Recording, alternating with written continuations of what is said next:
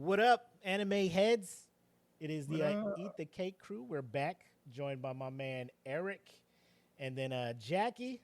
I, of course, Mac, aka your boy. Continuing the spooky season. We could have went a little bit more in the horror thing, but apparently, the one anime that we were hoping would be great to talk about around this time ended up being complete dog shit. We'll let you figure out what anime that is. It comes on Adult Swim. And I think it's like on HBO Max now too. Yeah, it's the first episode, like Jackie said, amazingly done, and it gets you hyped for the other ones. But the next three, you're just like, and I'm done. So we looked into something kind of more darker. We came across Chainsaw Man, which was really critically well accepted across both mediums, the manga and the anime. So we figured, hey, let's talk about a banger instead of talking about something that we were just going to bash the whole time. So without further ado, let us start the show and start us talking about Chainsaw Man. The following is a presentation of the Dat Villain Podcast Network, reminding you to always question the answers.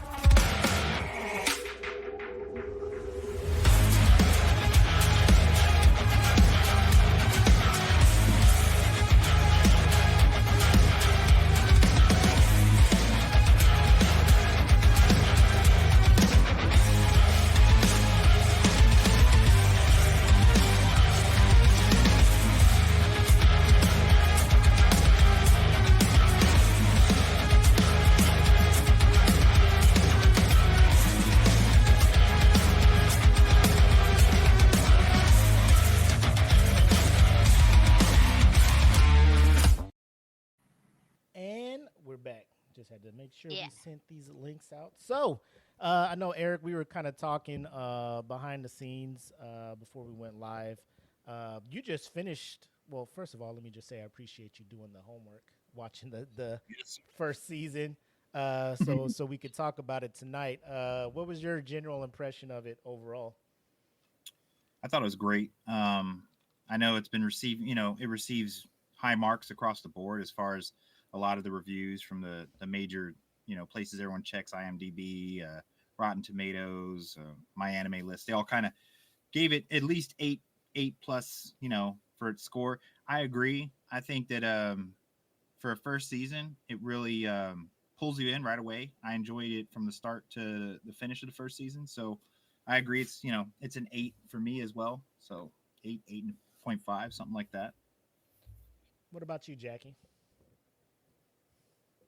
I loved it, but I also watched it how long ago? Whenever it came out, 2020, I think. Mm-hmm. It was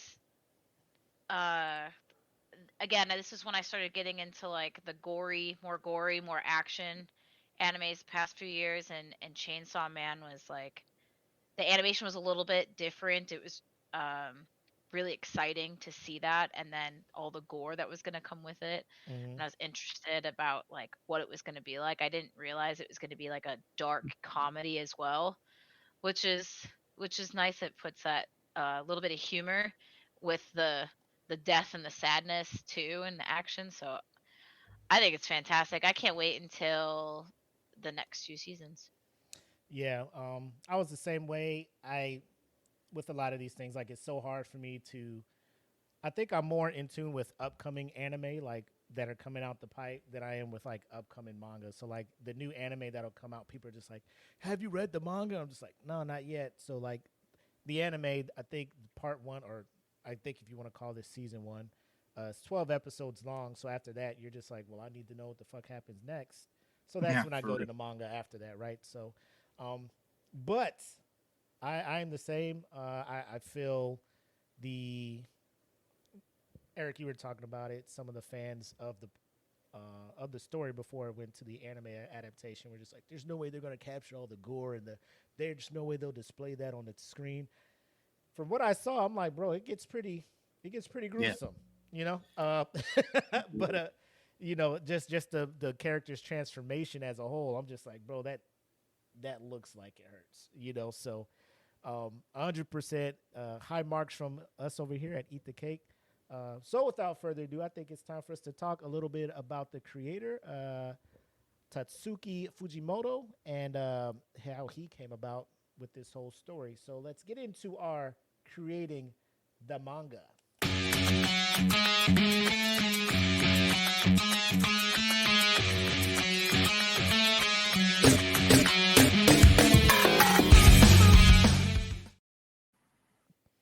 So Fujimoto was born October 10th. And the funny thing is, like, everywhere I've looked, they're like, he's either born in 1992 or 93. So I'm just like, like, is there no records being kept there? Or is he like super just, secret agent, just keeping you on your toes? He's my age.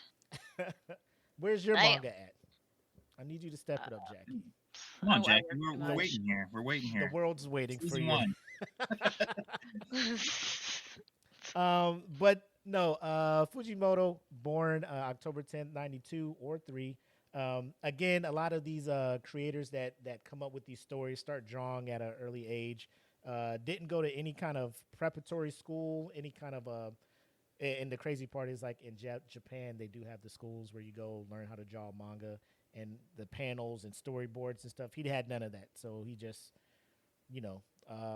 went to painting classes, which his grandparents intended, and he practiced oil painting, graduated in Western painting from a University of Art Design in Yamagata.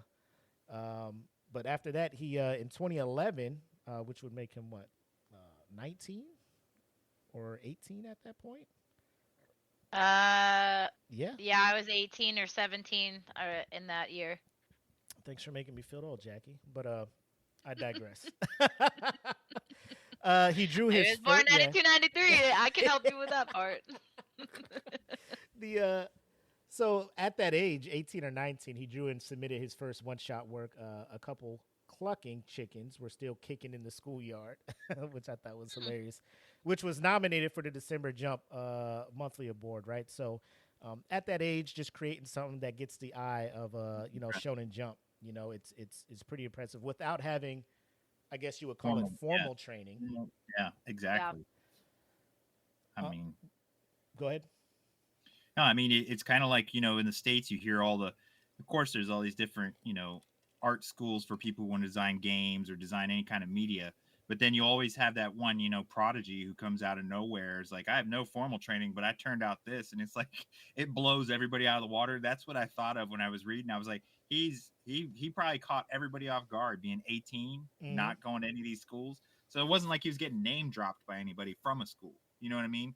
Right. He submitted his stuff. It's not like he was on their radar and they were like, oh, he was a great student. So, I mean, to get that kind of you got to think how probably proliferated that field is with artists and, creators. And for him to come out like this guy just came in, dropped us some magic here. Yeah. And I think with the one shot, unless it's stated somewhere else, like, I think the one shots, the person is on the hook with creating the story, the writing, and the animation itself. He's got to do it all, right? Oh, look, Jackie just went ahead and reminded us. She already took hers. But if you got your shots. Take another one. Cheers. I'll take another one. It's fine. I don't have work tomorrow. She's just living her best life over there, ladies and gentlemen. It must be nice. Here's to Nevada days. Nevada days. Thank you, the state of Nevada, for having a holiday. There you go. Cheers, bonsai, all that good stuff. I just do the bottle cover. Oh my god. There we go. I'm not a fast pourer, so I'll just straight bottle. That's fine.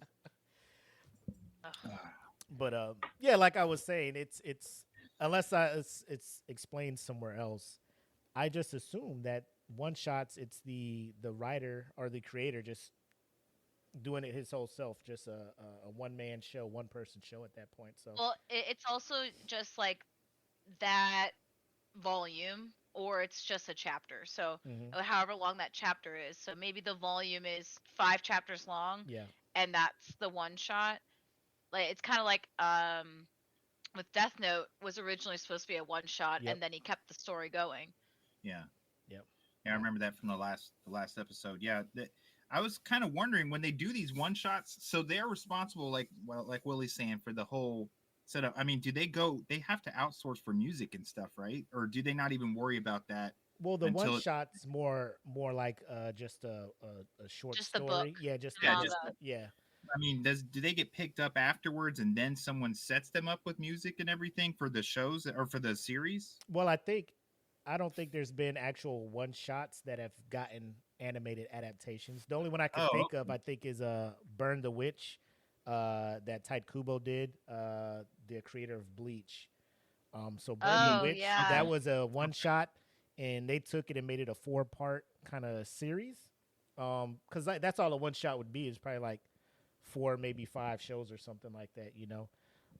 But the Okay. thing is, if the They one don't. shot, like Death Note, was supposed to be the one shot, and somebody's like, "Yo, this can be This could something," carry. Yeah. you know, and then you carry it out into a serialized manga series. Which then, if the manga gets picked up and you have enough chapters, that's when they start looking at Yeah. an So they're really animated just looking to adaptation. get printed first. They're not so concerned Yeah. with So trying to get a series a right lot out. of famous animes actually start off as one shots. So I know this has nothing to No, do with go ahead. Chainsaw Man, but Dragon Ball apparently started off as a one shot. Wow. So did One Piece. So did Naruto. So did Bleach. Wow. Gintama, Fist of the North Star, Urusei Yatsura, which is all like 90s Yeah. animes, like big animes that have literally paved the way, or mangas that have paved the way Right. for other mangas and animes. They started off as just a one shot. So I wonder if that's normal, is just to, Yeah. I guess you could call it yeah, like a pilot. Would be like Okay. the Okay. a layman's term yeah, for it, I guess. You just create a story, a scenario, build a world a little bit, and throw it out there.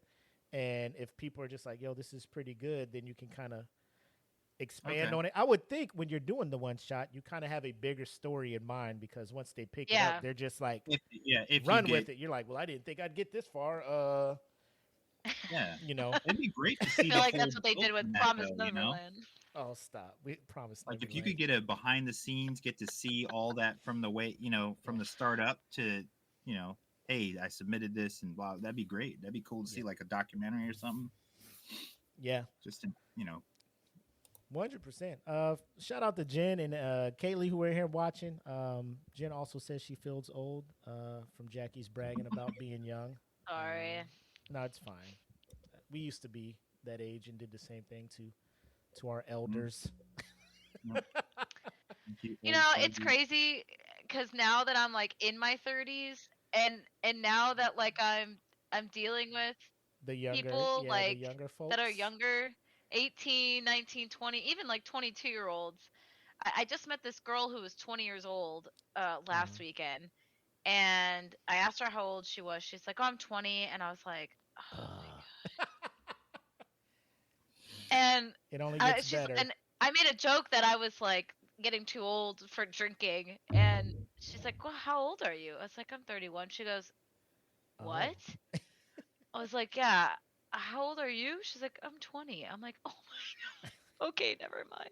Jackie, when it hits you, like you get your first student or your troop, and they were born after you enlist. I don't know how long you plan on staying in, but like if Yeah. you were going for 20 and you get that one cat that's like 19 joining, and you're just like, oh my gosh, like you were It's already happened. It was happening when I was in Italy, like and I'm like, you were cultivating my whole Air Force career to get to this some of point. these people didn't know who Cassie was as an artist, and I wanted to cry. Let's not go down that road. That's Okay. me all day. But All right, back to the show. yeah. Let's Fuji, leave the yeah. tears behind and Yeah. uh, Fujimoto apparently was kind of like the one shot king though, because he had the couple clucking chickens were still kicking in the Yeah, schoolyard. he He had a had lot of one shots. yep, Seige no Maga, or Sense of Justice, that he entered into the 10th Supreme Comic Grand Prize season. His next one shot was Kami Hiyoki, or Paper Planes, which won a award at the third. Like, he was just cranking out one shots. Like, it looks like 4 and then 5 one, like at least 5 they're talking about. No, what is it? More of them. Man, he is out here cranking them out. So, his first major serialized work. So the first one where they're just like, hey man, take this, expand it out, make it a serialized thing. We're going to post it at Weekly Shonen Jump, which again, if you are new to this, that is like the magazine you want your stories being pushed in. It's like the number one, I guess, when magazines were popular here in the States, Sports Illustrated is what you would want to be in if you were a sports writer.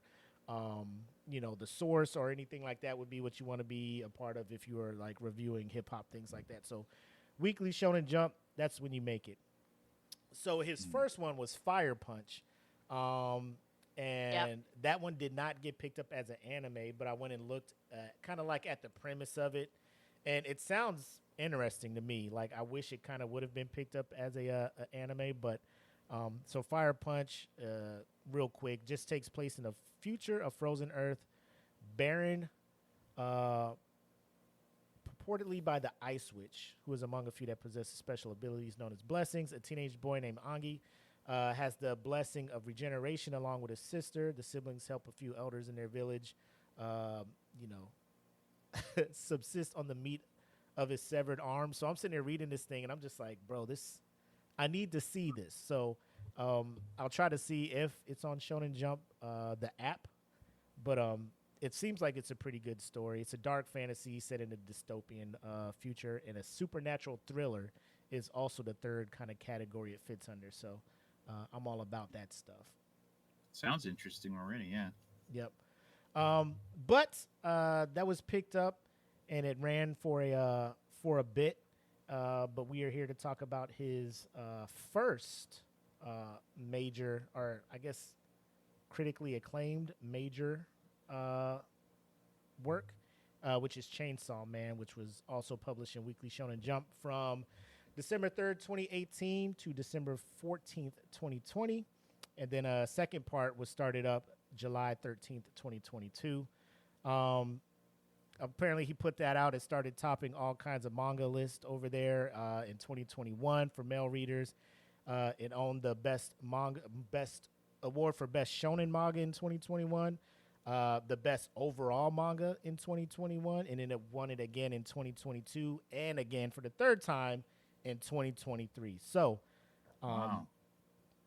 like, this dude is just hitting Smoking it, it. just crushing it when it comes to coming to 'Cause, I mean, it's creating a this. huge field to be in and try to. I mean, for him to capitalize like that, it's like, damn, dude, Yeah. that's awesome.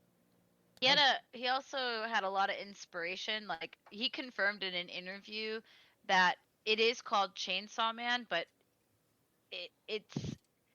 there wasn't any like, you didn't have to critically think of is he a fan of Texas Chainsaw Massacre, because Right. he straight up said he was inspired by that Hmm. movie, and that's what led him to create this character. And actually, he was inspired by a lot of Western films, Influence, yeah.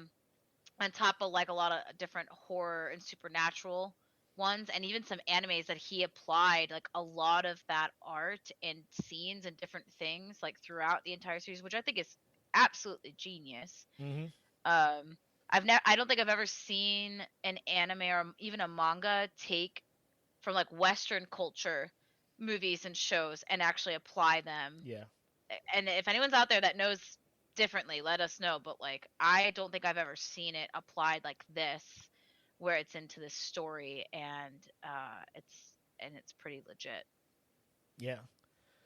But yeah, so real quick, just to bring people in on, if you haven't seen it or anything like that. So the setting for Chainsaw Man is 1997.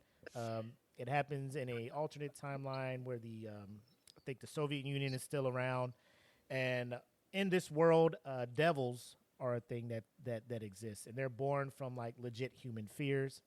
um, to the point where professional devil killers or devil hunters um, exist and are paid to go out there and take care of these devils. Um, so they do that by making contracts with them in exchange for power. So the way that works is, I think when you kill a devil, you inherit its power to an extent. However, when a devil is eaten by the chainsaw devil, which in this story, you may think Chainsaw Man is the chainsaw devil. He is, but initially, it's his little cute little his cute little pooch. Is it Yeah. uh Pochita. Pochita. Pochita? Pochita. Yeah. Just The Yeah. little awesome. if you go, Pochi means dog in Japanese, or it's a common word for yeah, dog. And then the ta, fun fact, is Pochita actually resembles an actual chainsaw brand called Makita in Japan. right, So the creator just took Pochi for dog, and then he just took the suffix of ta from Makita and then just added on there. yeah. Oh, actually, Pretty sick. Makita is over here in the state. I didn't know that they use that brand to kind of help come up with the name. But so the main character Denji, he's actually an impoverished teenager, right? So he's just starving. Like, I mean, when you talk rock bottom, that's this kid. Yeah. So he's working for the Yakuza because his dad, when his dad was alive, had a debt to the Accumulate debt. Yakuza. And the Yakuza's Yeah. like, hey, And man, he owes a shit ton of money. use your chainsaw, devil dog, and go kill us some devils, right?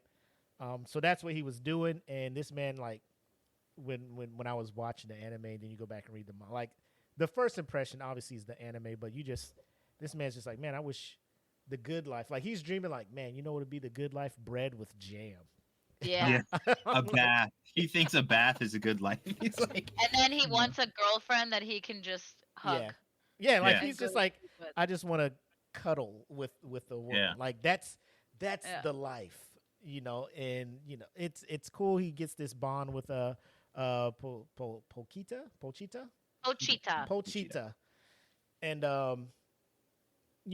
he goes out on what he assumes to be a routine job to go take out the zombie devil, and the Yakuza kind of betray him because they make a deal with the zombie devil, and it goes bad for Denji, and Pochita ends up making a deal with him, like, I'll give you my power if you promise to go out and live your good life, go get the bread with the jam and all that other stuff. So it was cool to see Pochita just, hey, here's your power. But the thing is, the chainsaw devil, once he destroys a devil, that fear is eliminated from the world. Erased, yeah. Which Yep. is why, like, the Holocaust, AIDS, and I think, like, there's no war that takes place after World War One because Yeah. the devils or the fears that are created are getting destroyed. So, like, all these things that happen in your normal timeline aren't happening because all those things are created into devil form. Mm-hmm. And so, since they're being destroyed, this new thing is being it's being created. Yeah. Yeah. So I thought that was a nice aspect of it, like to Yeah. eliminate those fears from the world. Like, I could only imagine how that would actually shape. Like, if we had the ability to erase some of the horrible things that have happened in the history of humanity, how that would kind of shape the world. Like, eliminate slavery, eliminate, like I Yeah. said, AIDS, nuclear weapons, like things like genocide, things along those lines, where, like, then people, I guess, you wouldn't know the evil in people because the evil in people would just not exist. It's You know what I'm saying? manifested into something else, so it's not on the person, it's just creature. Yeah. And, like, as you read the story as well, or the story, like, in most shows that's like this, where you have, like, demons or whatever, there's also, like, some devils are not all bad, and they have some compassion. Mm-hmm. Well, I thought it And was I interesting. don't know if they explain it more in the story, because I haven't read the manga, but I don't know if it's explained more or if it will be. Um, but an interesting thing that I thought of is, like, you have these fears that are created based off of other people's fears. So I wonder if, like, you're created based off of a fear, but inherently, like, you're not bad. You have that compassion. You were just You're just created, existed from somebody's exist, fear. and so now you're going off of instinct, like one of the characters that I know we'll talk about, Power. I Yeah. just rewatched the show, so I was thinking about this as I was watching it. She is considered a blood fiend, but Hmm. she never feasts off of humans. And all of the things that you see, it's always animals. Yeah. And then she ends up finding compassion for an animal. And so I always wonder like if there's any like underlying tones or symbolism with that of like, yeah, these things are being created based off of people's fears, but now they're created like, are they inherently evil, or are they just now created and they don't know how to like what their instinct or life is supposed to be like? I thought that was, like there's so much that you could go into with that, with the whole the plot and the setting as far as the development of these devils, because it kind of when Denji's talking to Makima and she's explaining like the fears, like she's also talking about how strong a devil can be, but there's fears of even like you think about it, how there's irrational fears like phobias, like someone who's scared. I can't remember the name of it. It's a phobia for peanut butter being stuck on the roof of your mouth. Okay, it's an actual What? phobia. It's in psychology books when Yeah. there's people who are deathly afeared of the number 13. So you got to think in this world that they created, the idea, of course, the more powerful demons are like, these fears that everyone has. Yeah. But Yeah, fear of war, nuclear Yeah. yeah, bombs, or no, like all this stuff. So I wonder if she was created based on the fear of blood, and blood's yeah, not actually bad, you know? yeah. I mean, she's actually my favorite character now that we bring her up. But Power to me is interesting because of the fact that yeah, there you go. Jen named the phobia, but um Trichodecaphobia? yeah, that's the one where you're feared of number 13. There's actually people that they can't even go outside on that day. They don't want to see the calendar. They don't want to see the number on their watch. Yeah. So, but I mean, I'm getting off track there. The point being, as you're watching this, you see the severity of fear with the different demons and how their power, or the devils, and how their power correlates to that fear. Hmm. Especially when they go further into the story and you get introduced to more different types of devils. Because in the very beginning, it's very generalized. Of course, zombies. You're like, of course, Yeah. zombies. There's fear of zombies. Of course, there's fear of like a giant bat. Stuff like that. But Yeah. as it goes on, it becomes less of a tangible fear, but in a way, those less tangible fears are more powerful because they're so, Yeah. they're shared by everyone, like war and death and gun Yeah. violence and, all that stuff is so much bigger Yeah. than zombies. You know what I mean? So you get to see how basic fear gives way to, this intangible fear. And when Willie brought up, imagine a world where you could affect those things. Think about a world where, the fear of xenophobia, which drives so much like racism and, hate, could actually be a entity, how powerful that would be. Yeah. So those were the things that were reflecting in my mind when I'm watching, and she's explaining how each of these devils' powers are relative. Like a car devil would be, of course, people fear car accidents, people die in that. Yeah. That would be more powerful than like a toaster devil.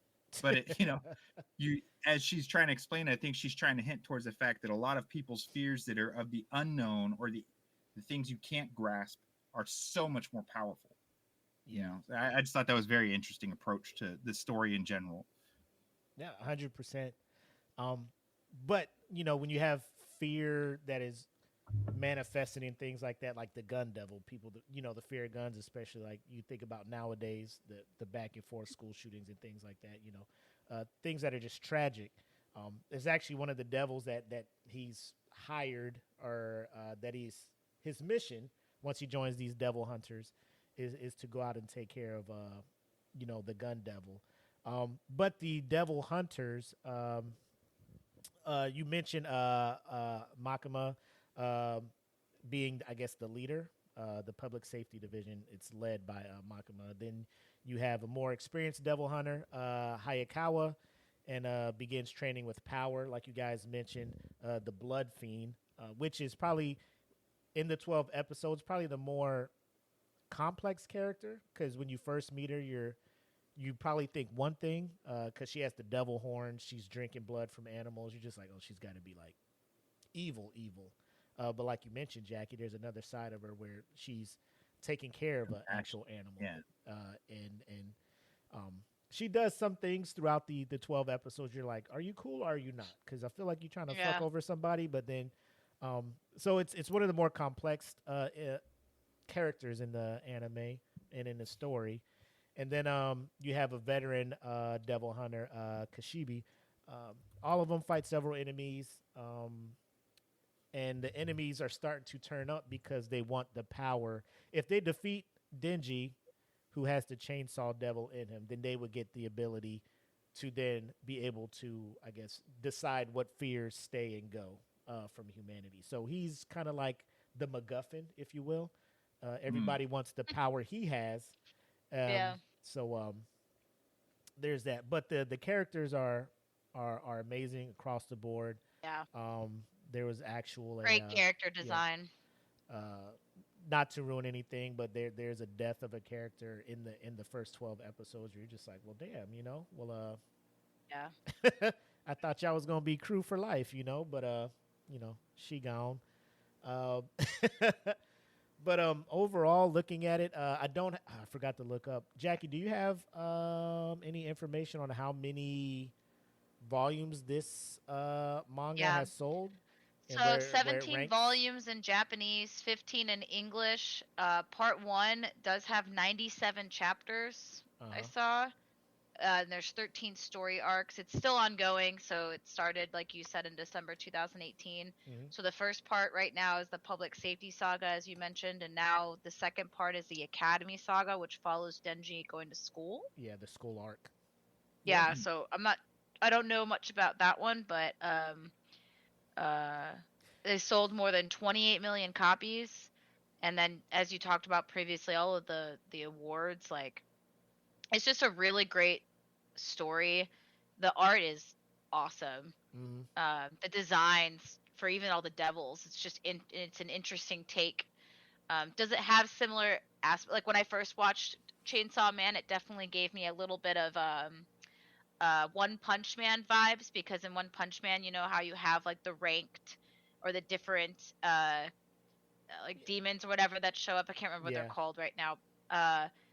It's kind of similar to where you have these things just pop up randomly and that you have to get rid of. Yeah. And then it also reminded me, it had a little bit of Jujutsu Kaisen vibes as well, with like the task force, The that has hunting them to. down. Yeah. Yeah. Is it the exact same? No. But if people are interested in animes like that, I think that they would, or mangas or stories like that, I think that they would be very much interested in this one. This one I think is more less character development and more um mystery, and just like action, dark humor, and just figuring out like uh at least this is my opinion from what I saw in the first one, because Denji's just like he's gonna be the way he is. He has one goal. He wants to touch some tits, and live a good life. Like that's all he Yeah. wants. Yep. I thought that was really cool though. I mean, that like you brought up. I mean, and I just wanted to double check because you were going over the volumes and the chapters. From what I understand from our homework, first season or first part is just chapters 1 through 38. Yeah. So if there's 97 chapters to the first part, we still haven't even gotten, Right. we're not even halfway through. But I just thought it was very interesting because I wanted to ask you both. I mean, spoiler alert moment here. Can we talk about Denji's transformation and becoming Chainsaw Man? Yeah, we could talk about that. Oh yeah, that's in the first. Yeah, I Yeah. think you Yeah, can, because that's in the trailer and that's in the first. I just, I think it that's becomes a fine. question later too. Like, does Denji's compassion and heart, the stuff you see as him as a child, facing the stuff he had to face and the hardship he had to face and the kind of gentle innocence he had with just Pochita, Yeah. kind of Yeah. that's gone after his instance where he becomes Chainsaw Man, where the two merge. Right. And it's mentioned, is it when his heart was, when he died, was his heart destroyed and he's lost all feeling and he even questions himself later. He's like, I didn't even cry. I wasn't even upset. Mm-hmm. So is that a development as it goes? Because it seems like, he's very basic and visceral in all his wants and needs. Food, and of course, physical contact and sexuality. Right. It's very basic. It doesn't he lacks the He's just emotional a side of teenage it boy, but if you think about it, it makes sense because how he grew up, he alone. lost his he was completely Yeah. alone. So all he learned about in the world is just I have to survive. But also it'd be nice if I could just, you know, Have someone. Yeah. be a basic dude and get Yeah. basic dude things like food and boobs. Food and boobs. I mean, it's not a bad goal. Yeah. It's I not. think I think because I think though because of his innocence and heart and the fact that he was willing to save, you know, like a devil, that even though and like if you also in the first episode like Pochita also isn't like trying to like kill a bunch of people. It looks like he's also just trying to survive Mm-hmm. and not really intent on just killing. And so they're kind of like minded in that. I think that's what allows for them when they merge to be like still that innocence is still there, but the protecting people and what you love and what you need to survive is also still there because it was the same for them. And like their whole entire existence together was built off of just them two only the Surviving. friendship that they have Yeah. survive and like I just, that's it. But I like don't he's know if still, anything else is talked about later, and I don't want to spoil it because I also don't want to be spoiled. yeah. I just know like he expresses that more of a deeper emotion when he refers to Pochita, Hmm. even after he becomes Chainsaw Man.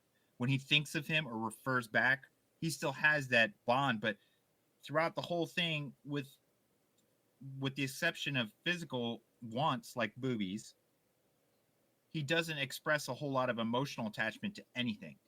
Pochita is pretty much the only thing from the very beginning, which is why Pochita is like my second favorite character. But I Yeah. mean, it's his impact or the impact of their relationship is, I feel, is what keeps him grounded in a way that he's not just like the other devils, where the other devils give into their want of destruction and consumption, where he doesn't. He has very basic wants, but I think that part of him, that relationship he shared with Pochita, is what keeps part of him grounded. The fact that he's not like later on, if you call him Samurai Sword Man or Katana Man, or whatever, the Mm. other individuals are driven more by their own bigger goals, which Denji himself refers to later. He says, yeah, my goals aren't all huge like the rest of you guys. I don't want to save everyone or protect everyone or get revenge. He's like, I want boobies and I want the good life. It's like Yeah. he's very basic, but in all actuality, he does show those other things. It's just very underlying. It's very hidden. It's very, withdrawn. And it could be like Jackie said, because he grew up, the only other thing that was in his life was Pochita at the time. So Mhm. to have that bond with anything else is kind of distant.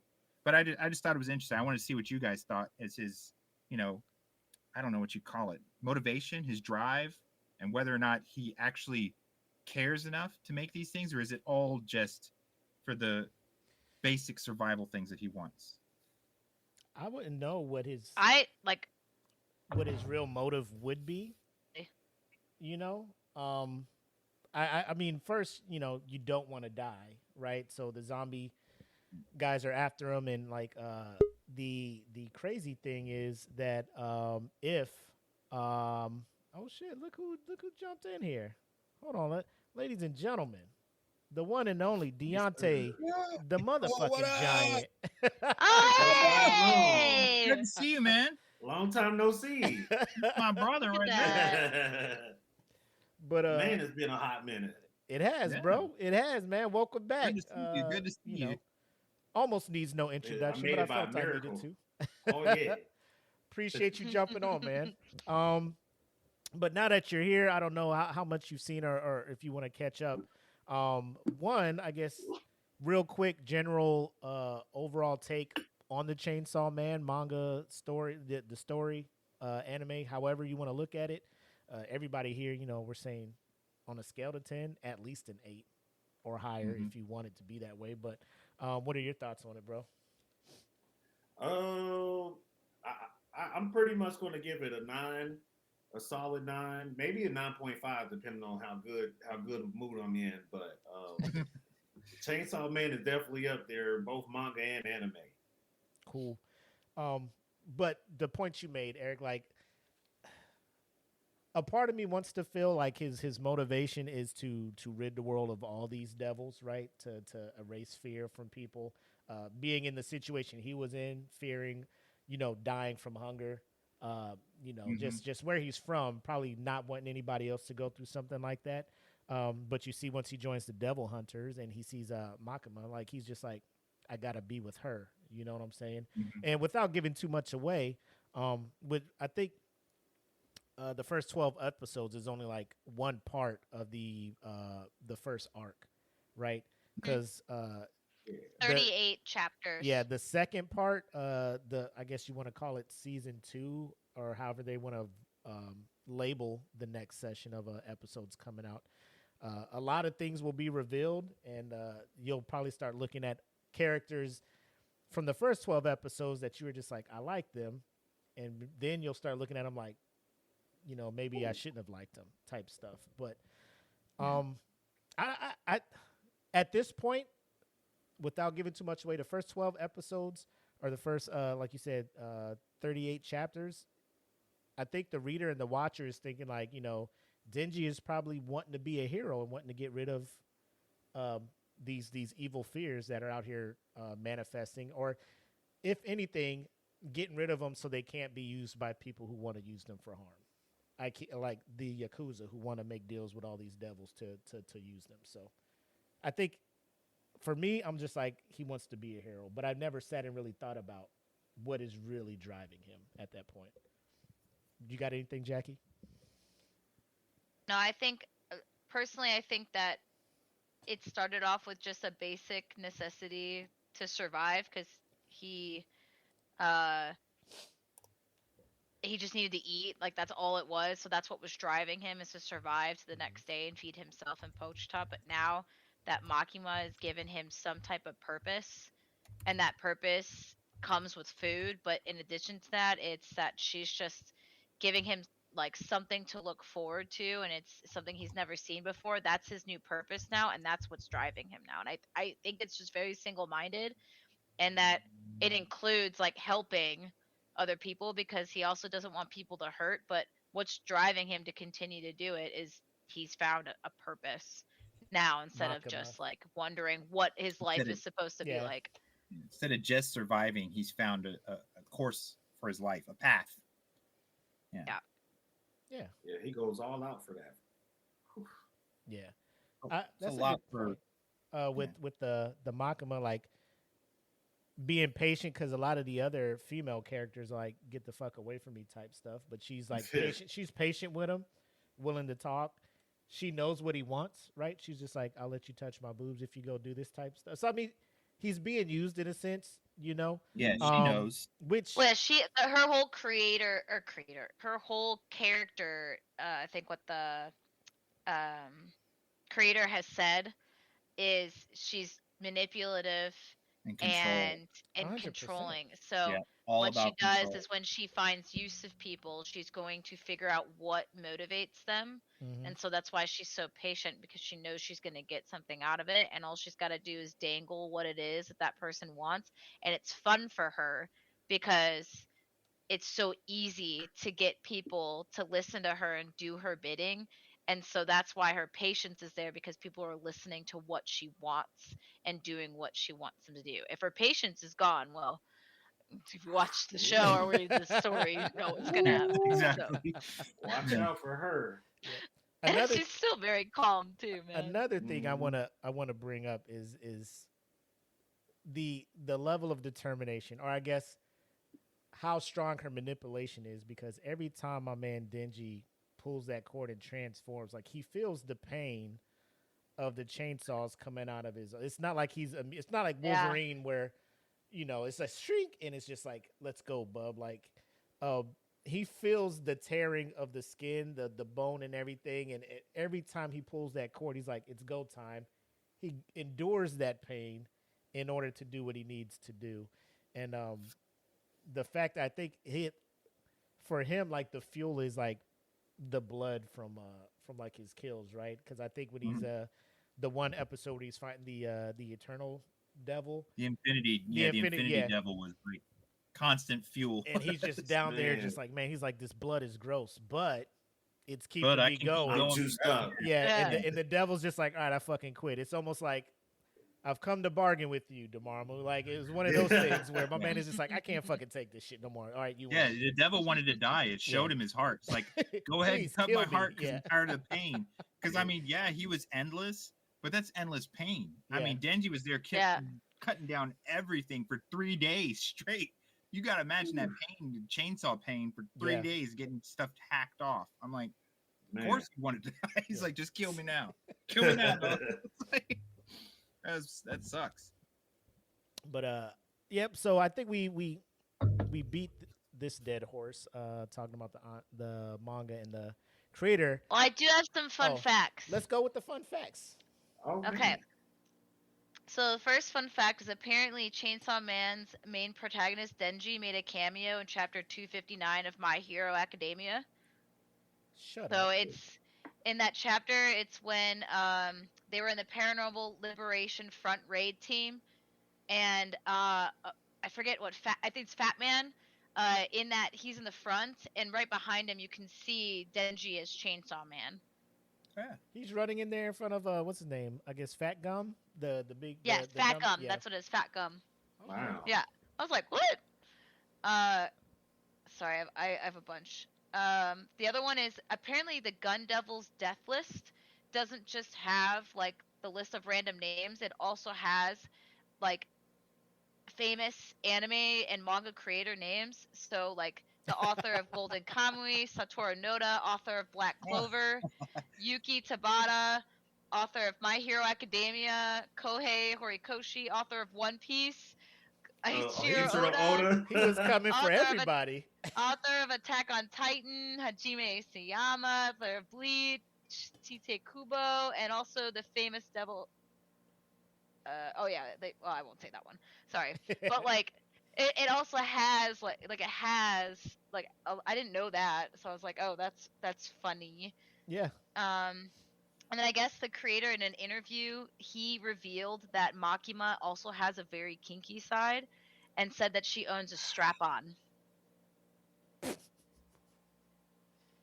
Hey, your boy Denji, he can pick him. Denji ain't ready for that, man. Hey, He's only had his first kiss. Hey, Denji can pick him, bro. Denji's like, there's something about you, Makima. Don't ruin his first everything, okay? His first kiss was ruined. Let's not Yeah. ruin his first experience, like There's- busting out the. There's something about you, Makima. I gotta see what that's like, Makima. He Like, gonna be Yeah. a changed man when she get done with him. Yeah. Oh man. it's a different And type. on the subject of Makima, which I thought was cool, is I guess Fujimoto always wanted Makima to be a character of his. So when he was creating like a lot of his different fantasy works and one-shots, apparently like Makima was a character that is prevalent in a lot of those one-shots. It's just not Makima for Chainsaw Man.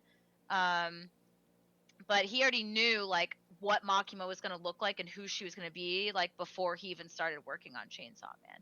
He didn't know like where she was going to go. And then I guess the last couple things I have is all of the awards you were talking about. The Yeah. one award that I think is really cool that the series has won is the manga with the most death awards. And it was won in 2020. Good Was it Lord. just for that year or just overall the most deaths? 'Cause- I didn't do more research to see that. I think it might have been for Might have been just maybe that on-screen year. death. Yeah, for Yeah, that because it got year. awards for the best manga, best drawing, best action, but it got the manga with the most death When was, awards that the series won in 2020. Because I'm trying to think, man. Attack on Titan was hitting the fucking what I was thinking, Aaron too. villain That's- arc where Aaron was out here just when he showed I up in wonder if Marley. when they say death, though, they're considering like the population Oh, a okay. part of that as well, which would make sense. Because I'm like, 'Cause Yeah. I think the only thing close to that would be One Punch Man. But I don't know. Well, I don't know. On-scene death-wise, though, I mean, like the focus, it does have a pretty high count of even when insignificant characters, like when the Yakuza guys are biting it, especially when Makima's taking care of people, she's just like, I'm Oh. done. I'm getting, I'm going to take Right. some action. those are insignificant characters, but in most anime, when the insignificant characters die, you don't get a straight focus on it. Yeah. I mean, they straight up showed you each of these dudes trying to run for their lives. Yep. They're like, oh shit, and she's just like, done. It's Yeah. like, oh, those Yeah. guys were getting smoked, man. I mean, you could see it. I mean, it was. So I could say how they might say on screen focus on characters dying instead of just generalized. Oh, that city, all those people got wiped out, from a hit. No, Right. this is you saw that dude get, head smushed. It's like whoa. Gross. Yeah. And then the last thing is about Power, your favorite character. So I guess her character is inspired by Eric Cartman and Walter Sobchak from The Big Lebowski, which it says that's why it makes sense she's such a messed up character. And I guess her name is inspired by an angel of the Christian angelic hierarchy. Powers, yeah, the Wow. judges, the powers, okay. So it makes sense why she's such a complex character. She's got fucking Eric Cartman. Yeah. I just like her Sorry about that, guys. exaggerations and her like exaggerations and lies are just perfect. Like Yeah. Yeah, she's a spoiled teenager with no love for anyone except for herself, that's where the inspiration comes from, is from that nerd. I think throwing these powers and these abilities on like legit Gen Z type teenagers is hilarious to me, because like they're just like, there's no like internal motivation. Everything is like, what's in it for me? Like, I'll do it, but what am I getting out of it? Instead of the intrinsic, like, I got to do this. This is what I have to do, So I think that's the thing, and I think that's what Makima just not praise on, but just uses to her advantage is, if you do this, then this, and they're just like, well, fuck it, okay, I'll do it then, as long as I get this from it.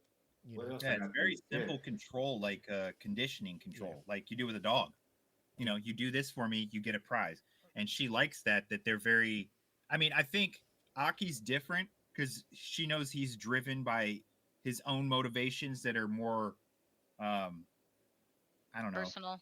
Yeah, driven by his past, so he's not as easily manipulated. Yeah, because if you notice, like she trusts him, she knows he does his job, but she doesn't spend a lot of time trying to convince him or make him do things, because he's more. She knows I could just let the leash off and he's going.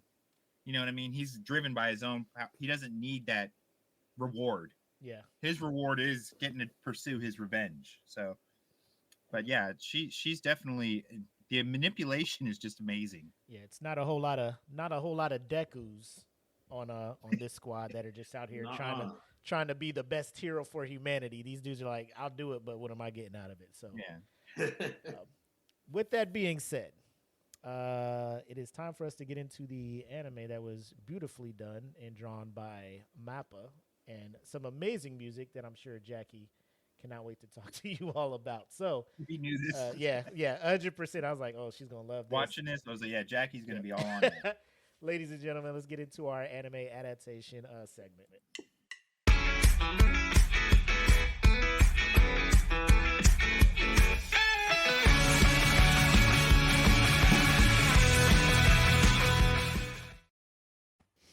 All right, Jackie. As always, for this, we'll start off with the music. So openings and all 12 closings. What you got for us? Well, there's only one opening. Banger, though. Banger. Yeah. Kickback by Kenshi Yonezu. And I tried to see if he did any others. I didn't see he did any other openings for any other anime. But then I did start focusing on the closings a lot. So the opening for Kenshi, he did the second opening for My Hero, the peace sign. Yeah. So he knocked that one out because that's the only opening from My Hero that I fuck with. As bad as that sounds. The visuals. The visuals for the opening are insane too, because there's all these different movie references that's in it. And I counted. What I researched was 16 different references. I have them all. Yeah. Are you ready for him? But he's also done, I think, several other openings, but they're from lesser known. Like, I don't want to say lesser known animes that I haven't watched. Like, what is it? The Line in March or something like that. One of those. Oh yeah. Yeah, so he's done openings for not lesser. I keep saying that lesser known that I don't know about. But it's not like he's not really out there, like hitting a lot of the mainstream ones, modern day ones, I guess. So, but I do feel like Kickback did kind of put him on the Yeah. map, and I think he's about to get a couple more openings. Yeah, that was a recognition, really yeah. fun opening. It was different, and didn't realize it had so many of the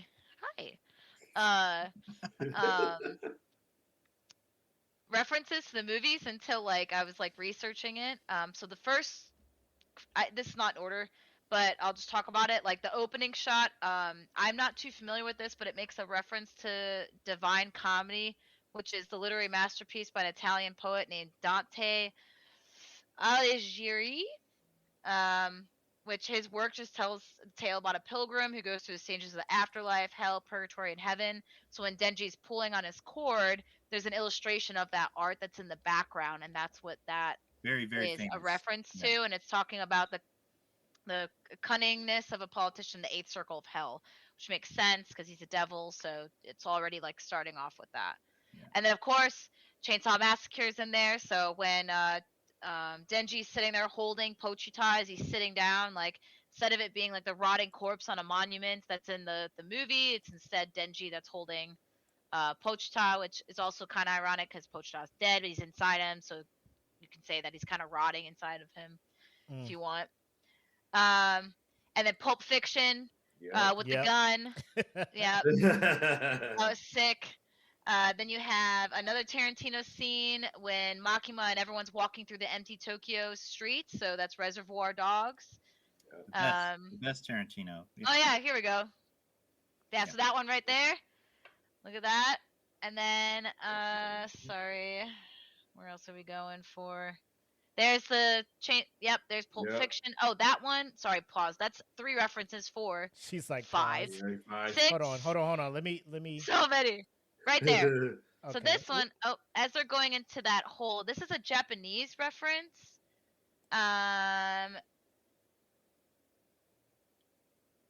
Sorry, I didn't put this in. Oh yeah, it's a bone-chilling reference to a lesser-known Japanese horror film.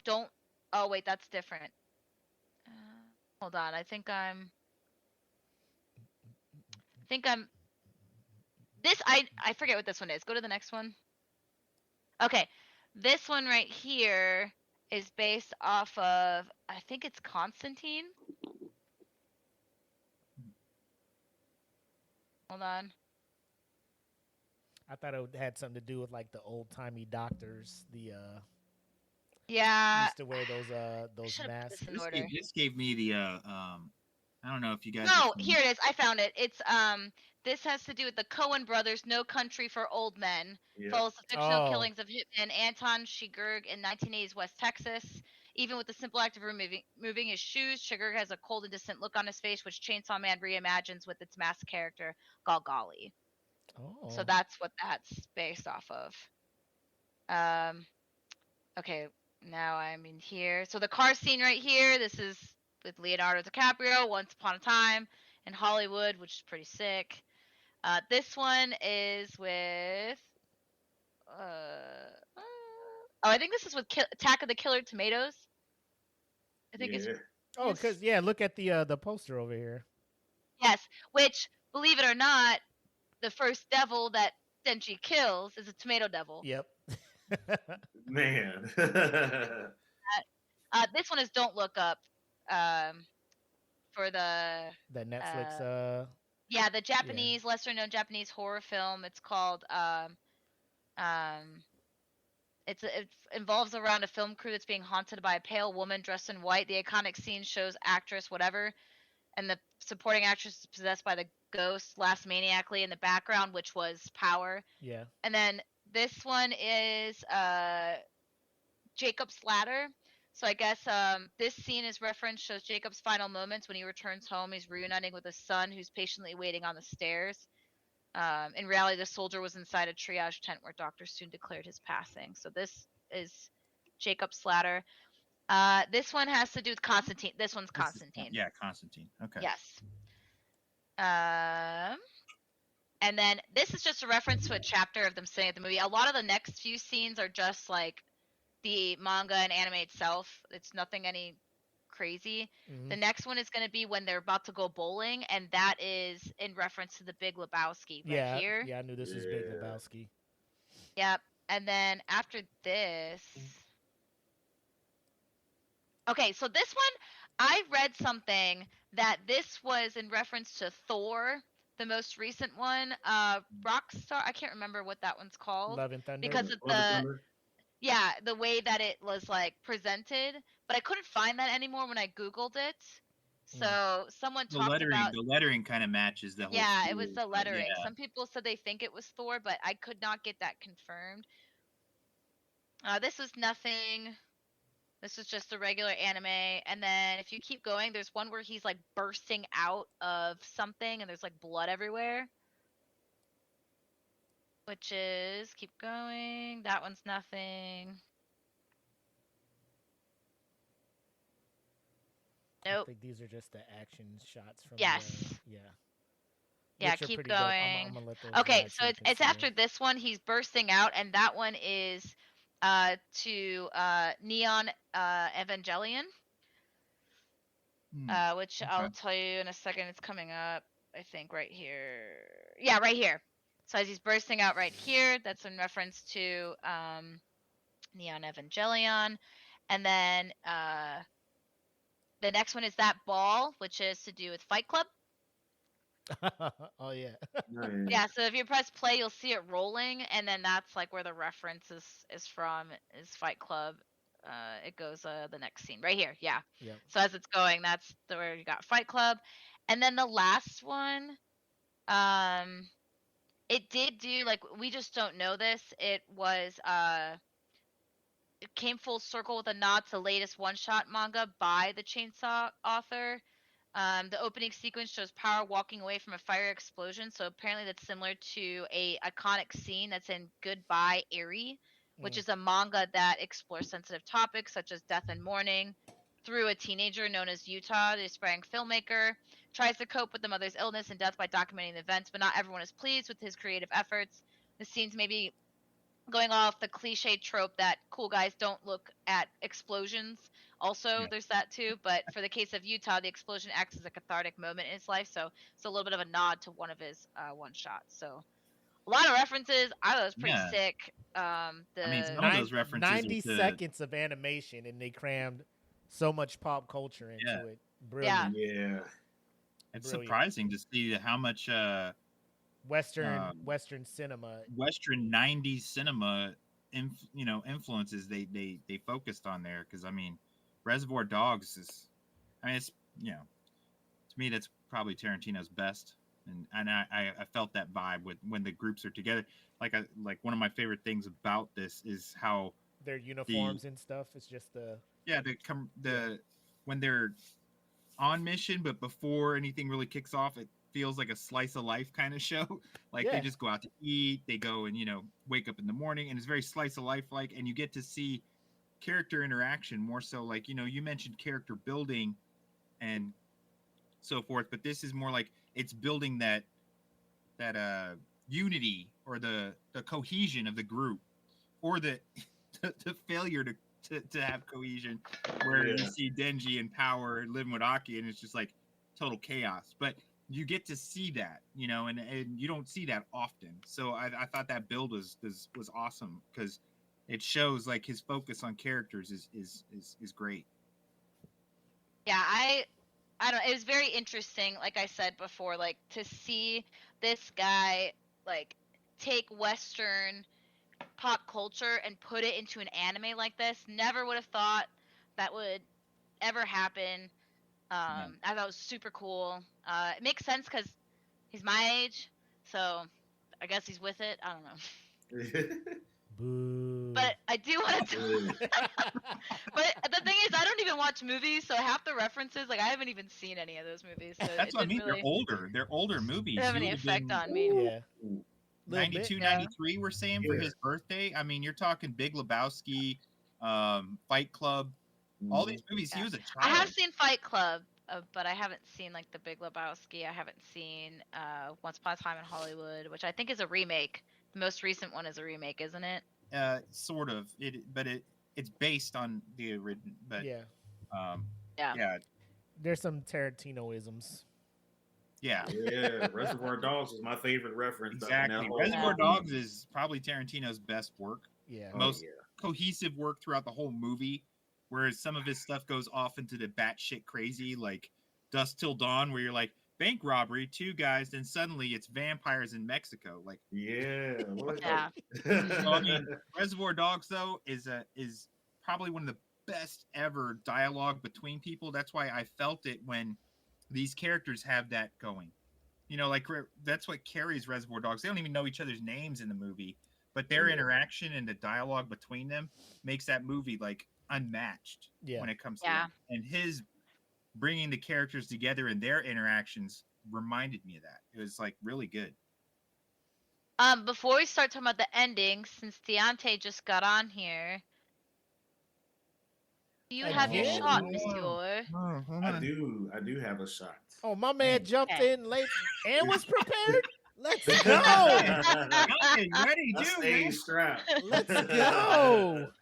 I got a Hey, second, so I got to cheers, use the man. smoke pit one for this one. Yeah. Oh, nice. Yeah. I I got, got a my second. little poppy. Post Malone basically decided that the wild berry poppy is his soda, by the way. So, Is Wow. it lit? I love poppies. They're freaking amazing. Well, you're a Well, I have to British, give so them a shot. I don't know if Poppies they would. make I don't know if opium, they so would appeal to my Yeah. 40-year-old, sense of taste. So. palate, your My palate. Gen X palate. Yeah. Cheers. Cheers. to Right. that. Kanpai. All right. Endings. The coolest thing that this anime could have ever done is what I haven't seen any anime ever do this. Not only did they have 12 endings for each, so an ending for each episode, a different one. A different song. They also had a different song. animation or style to Yeah. go with that song, and it was about like different characters too. And I thought that was like the coolest thing. I don't think we realized that was a thing until episode 3. Yeah, because Yeah. at first I'm Because, just like, bro, I had to like, go back and check it. do I skip Yeah. I was this? like, did they already change the song? I was like, what? Do I Yeah. skip this or do I let it ride? Like normally Yeah. you pick up like this is the ending. Do I like it or not? I can skip credits. But Right. now I'm just like, But most of the endings were pretty sick. And Mhm. if you like a lot of these types of shows, like it makes sense why you would like a lot of the endings. So I won't go through all of them, but some notable band, like J-pop bands, are there you go. You got Chainsaw Blood by Vondi. So they're most notable for doing One Piece movie Red, as well as the opening for Ranking of Kings. of Nice. Kings. yep. Number 2 is, yep, that one. So those band members, apparently, fun fact about these band members, this is kind of cool. They obscure their appearance and they perform behind a translucent screen when they go live. So no one knows what they actually look like. Damn. They're all mysterious. Mhm. These guys, so if you remember what Maximum the Hormone is, they did opening 2 of Death Note, What's Yep. Up People, which in my personal opinion is my favorite opening. And then I never watched DBZ Resurrection F, but they did that one as well. The next few are not very known. They're more Vocaloid producers, so this is 4, 5, and 6, but they're best known for using Hatsune Miku. And Tsukimichi Moonlit Fantasy is also one. Mhm. Number 7, Chu Tayose by Ano. I've never watched Tiger and Bunny 2, but that's the only thing I could find that this artist has done any type of music for. Yeah. And then the last few endings, you start getting into your notable TK. ones. So you got like, yeah, TK, so that's 91 Mhm. Days, and of course Tokyo Ghoul Unravel, which I think a lot of people will argue sometimes is one of the best like openings. Let's not. Yes.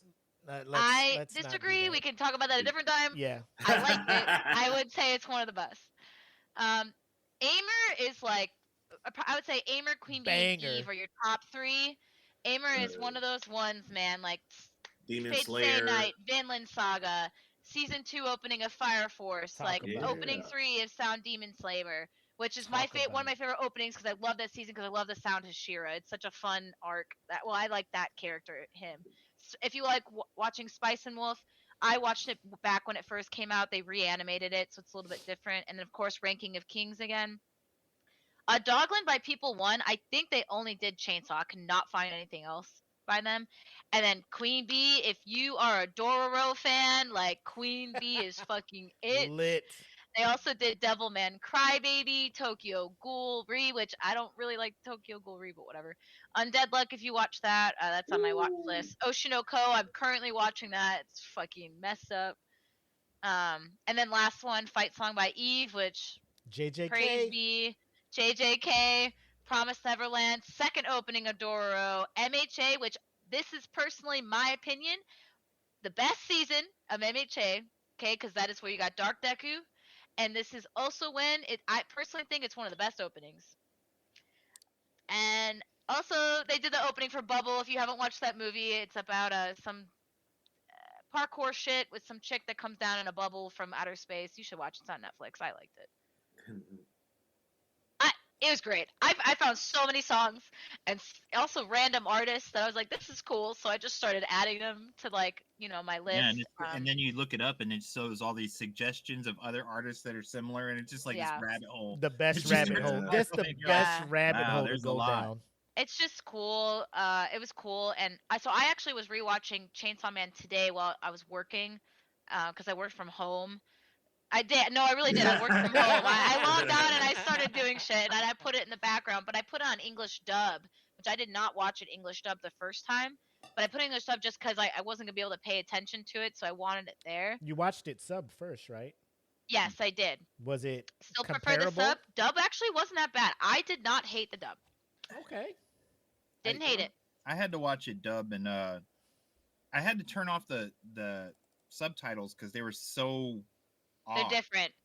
They're so bad. I mean, that is the one thing I noticed, even when Crunchyroll is the worst with that. When you watch, really you watch the dub, you're like, you're not even. Turn this off. I know, it ruins it. I was like, who's McQuire? Every time they're talking to Machima, it's a different name. He's like, Lady Machima, Lady McQuire. I was like, what?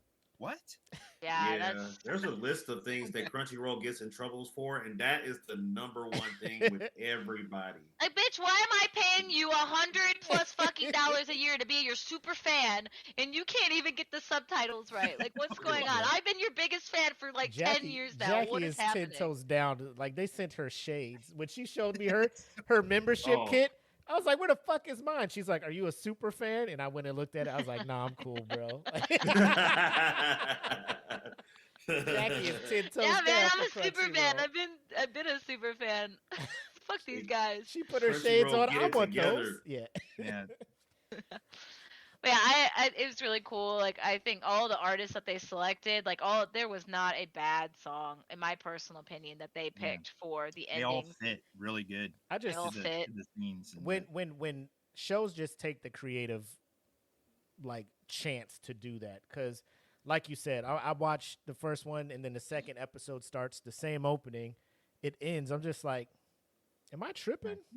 Is this And then I let it go back to the first episode. You're let like, it ride no, this because is different. I'm not paying two. It's episode 2. Episode 3 comes and I'm just like, oh, I'm hella tripping now. Like, let me go back and let me Google this, and they're just like looking yes, at your there's a different ending for every episode. I'm just like, that is make sure I didn't drink too much. Brilliant. That is brilliant. Like, not even a new song. The animation, a new art. The I'm just like, bro, I'm in.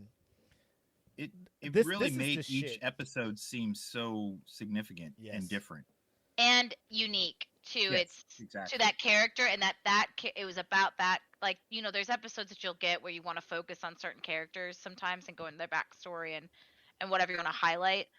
They felt like they really wanted to highlight. This is very similar to Jujutsu Kaisen, where the main character isn't the primary focus. They're still putting so much focus on all of the secondary, tertiary, even quaternary characters that somehow you find such an incredible attachment to still, and you like their way of thinking, and then just bam, something happens. Yeah, it makes you buy into it. It really does. It brings depth to the whole thing. So you're not just like, oh, Jeff died. Yeah. Who? What? So one thing actually, fun fact for me is I actually didn't know if I was gonna like this anime, because when I watched the trailer, when he transforms, it's so like stiff and 3D like in the trailer, and I was like, damn, dude, I don't think I'm gonna like this. Like, I think the animation's gonna kind of suck. And this was the first anime where I saw that the animation was going more realistic, like 3D, like, because I think it's RWBY is kind of like that, which is why I stopped watching it. But I heard it's really great. I didn't like the animation. But I see some animes doing this sometimes, and I was afraid that, like, oh, this is it. This is now what we're going to. This is what animation's going to look like. This is frustrating, which I'm glad it hasn't been doing that. Like, Madhouse has been one of those ones that their art is, like, really gorgeous. But I feel like if you watch Sailor Moon Crystal, they did the same thing for the transformations. They made them more 3D like, and I was like, I'm not with this. This is weird looking. But then they switched back to the normal art style of just like, you know, whatever, and it was way better. I think they kind of started doing that a little bit with Chainsaw Man, but they did still keep the realism and the detail and the art still at like a level that was beyond what we're used to, that it didn't it still looks really great. So at first, when I started watching this, or I was getting ready to, I did not think I was gonna like it, just because of that. Well, here's where I'm at. Like, there are certain anime studios when they're just like, it's gonna be animated by this studio. Like, I'm gonna give it 100% a shot. Like, Mappa's one of them. Even though, say how you feel about them, there's some controversies with Mappa as far as workload they're giving people, scheduling, the culture there, coming under scrutiny, all of that good stuff. Low pay for like veteran animators and stuff. And then even some of the anime that they claim to have produced, they were just more. They weren't really providing much except like a few things. So to the point where it's like, did you even put it on this Mappa? But Yeah. of course, they're one of the bigger companies, so they're like Mappa, like EA, I guess. When like Respawn does Titanfall, EA's like, that's us. Like, no, it's fucking Respawn. You guys suck. But I mean, you look at their track record though. Like when you hear Mappa, you hear Ufotable, you hear Wiz or Wit, you hear Project ID. You know, certain studios where I'm just like, you know, I'm gonna tap in and see how it does. I do agree with you, Jackie. When I was first looking at it, it just gave me small hints of the Berserk remake with the full CGI stuff, and I'm just like, bro, I am not a fan when you go full CGI and it's not good, bro. That is how you fuck that whole thing up. Like they messed Berserk up so much. Yeah, like the full CGI Berserk was like, the action felt so forced and puppeted. Like it just took it away. Like you're just like, oh, they're fighting. Like picking up his sword is just like like there's no emotion in it. He's just like, it's really bad. Yeah. And I mean, it can be done right. I mean, you've seen CGI used to the extent where it can be done right. When you see stuff like the Advent Children movie Final that Fantasy, they made. The Appleseed total CGI for Appleseed. I can't remember which one it was, but they were done really well. But that's a movie that they could take all the time to, you know, each frame they put focus on. But when you get to a series, if you do that too much, you end up with stuff like that Berserk, where it's just like, it felt fake. It looked like a cut scene from a PS2 game. You're like, yeah, what? It's like Final Fantasy VII, like the fucking like cutscenes when Sephiroth shows up. You're like, hey, Final Fantasy VII. No, 100%. My favorite story. My favorite story. But going back and playing the PS1 version, and you don't get me wrong. Don't get me, hey, bro. It's bad. They're pretty blocky. It's like that was the foreshadowing of Minecraft and Roblox. Oh my god! And we went back. Man. We went back and made Roblox and Minecraft. They were like polygons. Polygons. We could put them in games. Started on Seven Deadly Sins. Probably like flip out. The Seven Deadly Sins took a turn for the worse because of shit like that. Bro, they went had to a movie come out last year. They went to my son's second grade class and was like, "Do you guys want to try and draw some shit? You know, and then we'll just we'll make this the thing." But like if you don't know, Mappa does have like some heavy hitters and stuff. I mean, you say stuff like, you know, Attack on Titan, the first 3 seasons. God of High School. Say what you want about the story, the animation and the fights, like Crazy. next level type stuff. Yeah. JJK, need I say more with that stuff? Nope. Attack on Titan season 4, Shinjuku is Chainsaw gone. Man, Vinland Saga, Hell's Paradise. You know, like I list. fucking love Hell's Paradise. Yeah, I love the animation in that. It is Like, beautifully done. Yeah, Beautifully I mean they do fucking work. So Mappa's on this. I give it a shot. Again, the trailer, I'm looking at it. I'm just like, oh, fucking like Mappa, you fucking up. Yeah, I didn't know. But, I was like, dude, I hope not. I saw the opening. I saw the opening, and I saw how fluid that was, and I'm just like, I'll give it a shot. And I was not disappointed. Very well done. Very well animated. Is 100% of the gore from the manga in the anime? No, but there's enough of it to where you're just like, I get the source material is a bit darker, a bit more gory, you know, Yeah, it's because A1. this stuff still Yeah, has there's like to one air. because there's one scene too that's pretty disgusting. Yeah, That's censored, but I think in the manga it's not. it's not. Mhm. Which scene is that? Well, I don't want to say it because I'd rather Oh, people watch okay. and Yeah, Like I was episode just- 1. I just want them to be just as teaser, surprised as yeah. I was, and just as like I had to pause and I had to like Yeah, I couldn't believe I saw that. Yeah. it's I read the manga first too, and Oh, like, you when did? I saw, Okay, yeah, when I heard that it got announced that it was going to be Mappa Studios, baby, right. I was like, oh my god, I might be locked in on this. Yeah, It sounds like a brilliant idea. Like Mappa couldn't have been a better studio to do this TV series, and I would say it- that's probably spot on because they picked up the Attack on Titan and Mhm. they did not hold back on the Titan biting down on you. You're just like, oh, you showed that. No. oh Like, yeah, I thought you were just gonna do this and then cut to somebody Yeah. being like, ah, Do but they no, get it's the same censorship over in the Japanese release that we get. I don't know if I it's know- censored No, on 'cause- Japanese oh, network, but I know Well, like no, because Crunchyroll doesn't censor. There's still some stuff. There's some mature shit that you can watch, yeah. depending on what it is. Oh, like, okay. bro, I high forget school what's on D&D there. be over here, bro. Yeah, And it gives you But that I think warning. it's It'd be just- like, yo, there's some shit in this show. Push play if you Yeah. want. it's a good Mhm. show though. That's a So- whole nother topic. I be trying to tell Beyonce, people did you about shows read- like that. Steven far always did you asks me, read, he's like, Beyonce? "You like that? That's what you're into?" I'm like, "It's a good story." The though." story's good, Steven. Never mind the boobs. The Yeah, plot alright. is amazing. Also, who doesn't like Well, boobs? that was Alright, I really like boobs. Let me like boobs. There's a lot of complaints, or the people like me and Willie were talking before the show. Uh-huh.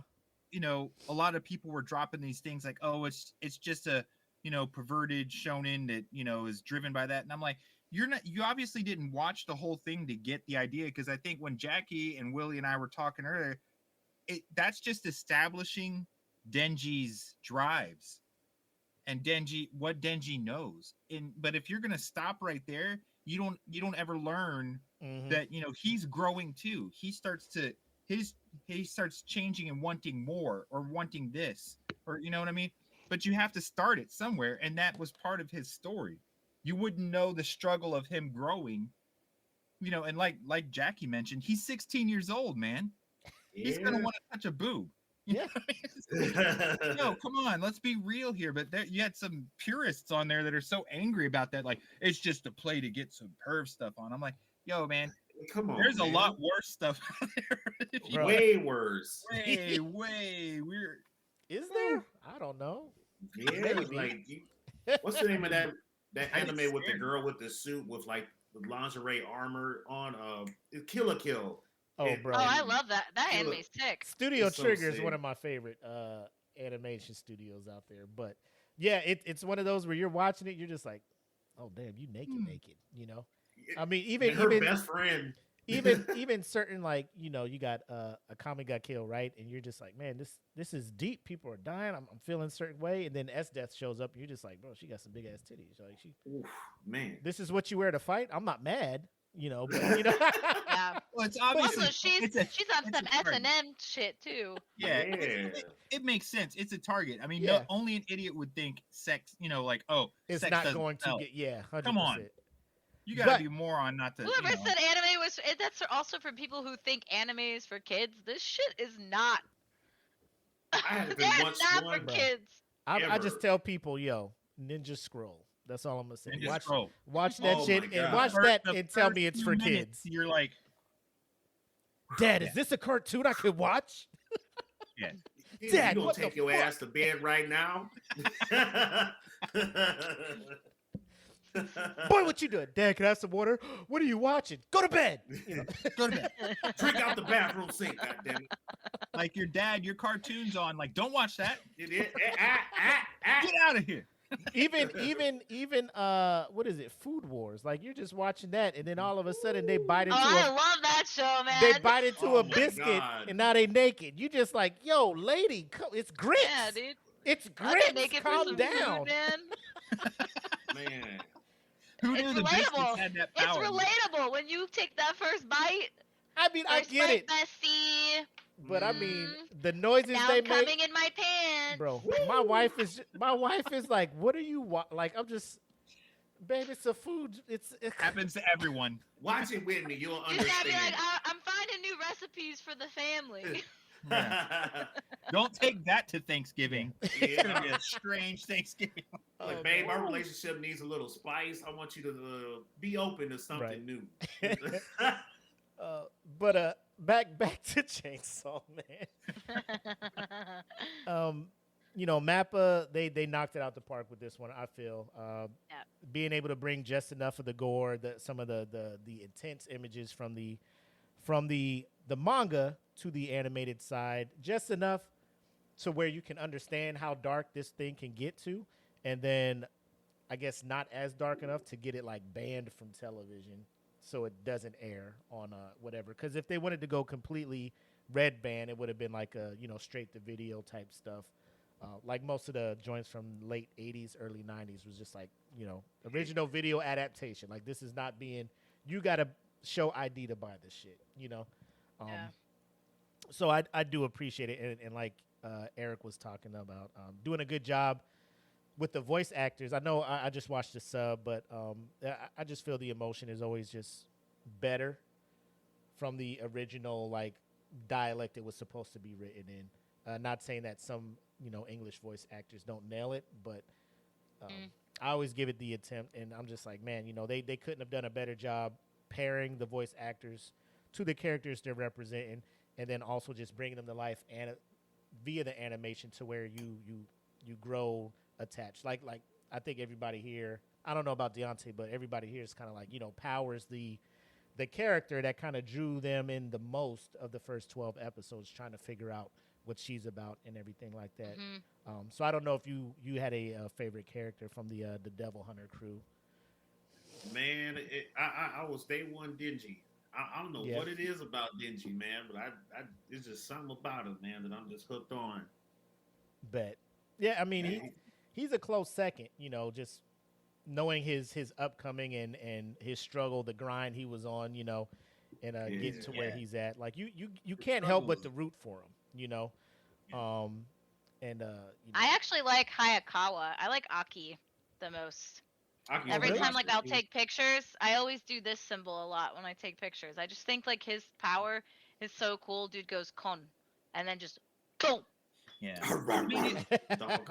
Aki's Big ass but bite Aki taken is a out. trope Yeah. that you see a lot of Aki, or you see Aki is that trope that you see repeated in other, so Yeah, like in He's JJK, cool. he's very much Yeah. like Megumi. Takahashi or whatever. I think Denji talks to you because of the fact that like you mentioned, the struggle, you see him, and it's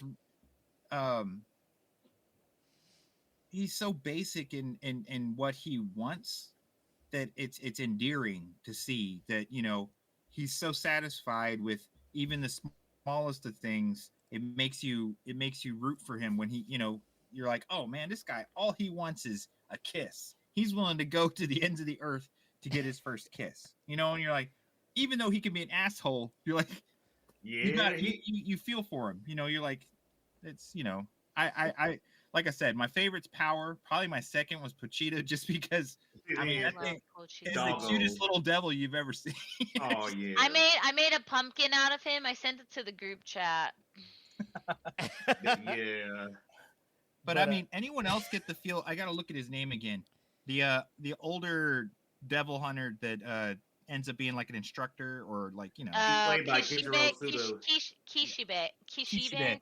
Did anyone else get Constantine or Hellblazer vibes off of Dude, him? I love that. I Yes, love him as a absolutely. character. That guy's sick. Yeah, I was like him a yo, lot. man, he strikes me as Hellblazer. Like They I was picked like, the best voice actor for him too. So I'm Yeah. like, it was absolutely very well done. I mean, the introduction and the whole like where you go through the normal training montage that gets boring as hell. This was a lot more interesting and applicable. It wasn't so Yeah. cliched of a training montage.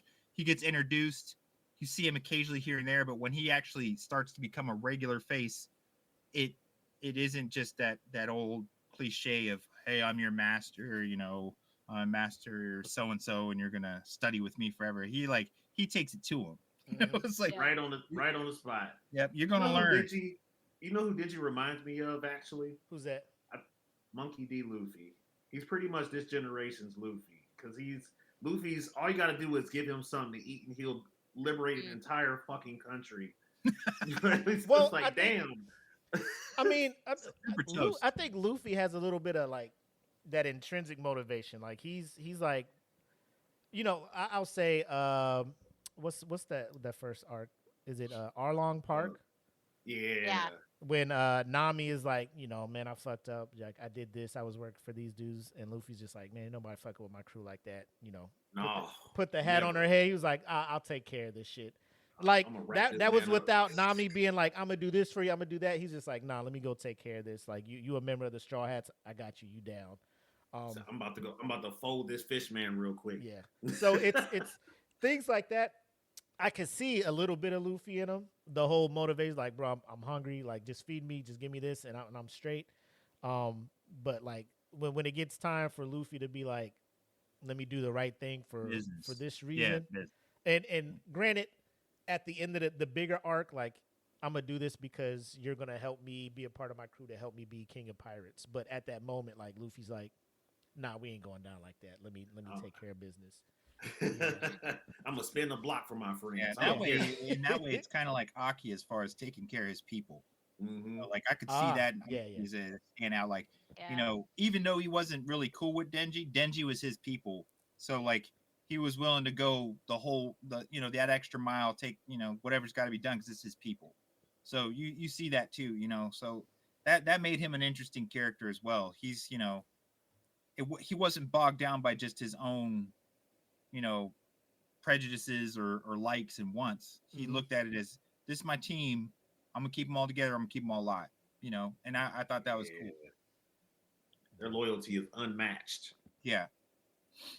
But ladies and gentlemen, you heard us at the beginning talking about the story and everything, and now we just talked about the music and the animation and the voice acting. So you can probably see why we feel it's up there 9.5 according to Deontay the Giant, depending on his mood. But any final words on like if you want to put it over for the audience who hasn't seen it, any final things you want to say about this before we move on to recommendations for some of the other anime we've been checking on? Not that I haven't said already. Well, watch this now while you still have the chance, because when they drop season 2, shit's about to get even crazier. And also, there's a movie coming out. Yep, it's the Raise arc. So I think it's coming after the next season, I believe. I think they want to. I don't know. I think they want to finish, or they want to finish this arc because it's this arc, school arc, and then so I don't know if they're just going to let. Because I know they announced it last year. I don't know if they announced a release date for it, but based on the arc it's supposed to be, like, I don't see it coming out anytime soon unless they want to be kind of out of order with how they do stuff. Yeah, I do appreciate them using an actual arc from the story to do a movie and not be like My Hero and just throw like random movies out there and stuff. Because I just read something. What's Apparently, there is not going to be a season 2. Because over the weekend at Jump Fest 2024, it was revealed that the manga's next arc will be that film. So that Chainsaw Man, the movie, are they not doing the school arc? Okay. Oh, all right. That's what I'm Strike reading right now one. because it said that the Strike. second season was supposed to come out in 2024, but it is 2024, and I haven't seen shit. Strike one. Oh god! Don't Last start. time I seen anything, I thought they said May 2025, but I could be tripping. I'm trying to look, It's hard man. to find a solid last- answer as to the next step. Oh, Because I mean, trying I to was find- on that, and Trying that to was find solid anime news on the yeah, internet. I know. Oh. Because you get so many rumors, but I mean, I think that's one of the things. And my parting comment would be, as far as the series goes, I walked into this impressed, and I read, saw the reviews and so forth. I was impressed with the art. As you're walking in, the music, like Jackie talked about, the voice acting, like Willie talked about. But for me to watch a series and the series to grow on me more to the point where I rate it higher, and me waiting for the second season, I would go from an 8 or 8.5 to like a 9, just seeing what's next, because I'm waiting for that. That's how much I liked it. Oh yeah. So I mean, my parting thing is watch it, like Deontay said, watch it now so you're ready for whatever comes next, because it's worth it. It only gets better as it goes on, instead of some of the other shows where you're like, oh man, this thing was out the gate, it was Promise it was on Neverland. it, and then you get a drop off. This wasn't. I didn't have a drop off. I want more. So I think it's an 8 to 8.5. With the next stuff coming, it's going to be a 9. It's just, oh yeah, you're ready. Absolutely. You want to know. You want to feel more. Exactly. This is why I Like push Denji, for him you to want have to feel a- more, just like Denji wants to feel more. You just want to. This is why I push for them to make like a console video game, because like Denji's boss battles are insane.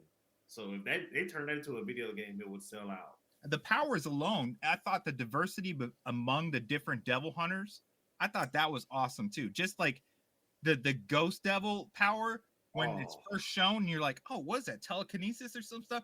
You were just, my mind was racing. I was like, that's dope, yo. Gave up my eye, and now I got the ability. I crushed you with just, I'm like, damn, dude, that shit's tight. It's different.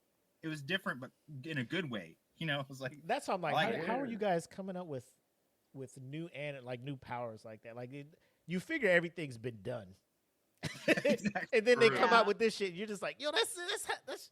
And then like a couple years down the road, they're gonna come out with something else where the fighting style or whatever the system, the power ranking. You're just like, yo, how did you just create this? You just were sitting there in your chair like, oh shit, you know what's dope? Yeah. And then next thing you know, your one shot turns into thing about anime is anime keeps coming out with original ideas to hit you up with. Whereas a lot of times you feel like you run into the cliches and the, hey, we're doing this again. But then with a lot of animes, I thought, hey, JJK, all these Demon Hunter, all this stuff, you're kind of in the same genre of paranormal hunters, so you're like, it's just gonna fall in the same. No, this was, it was like, this was different enough to where it sets it apart. You're still interested, and they're still bringing new stuff to you. I was like, that's impressive. 100%. Yeah. We got villains like Katana Devil and Gun Devil in this series too. So it's just like, man, the innovation is strong. The design was just, yeah. You never know what to expect when you're seeing the next devil show up. You're just like, they just like the Eternity Devil is 110 degrees different than the Leech Devil. Yeah. It's like bam, but they hit it, and they the look matches, your imagination as it growing. You're like, oh wow, that's cool. 100%. So, like Jackie said, I don't know what else I could tell you. Get out there, watch it. 12 episodes. Like a lot of the things we're talking about outside of Death Note. 4 hours. Yeah, just 12 episodes. Just give it a shot. You can knock it out over a weekend, and then let us know what you think about it. But it's the time of the show where we bring our big brains together and let you guys know some animes you may or may not have heard of that you probably should check out. And this week's Put This on Your Radar.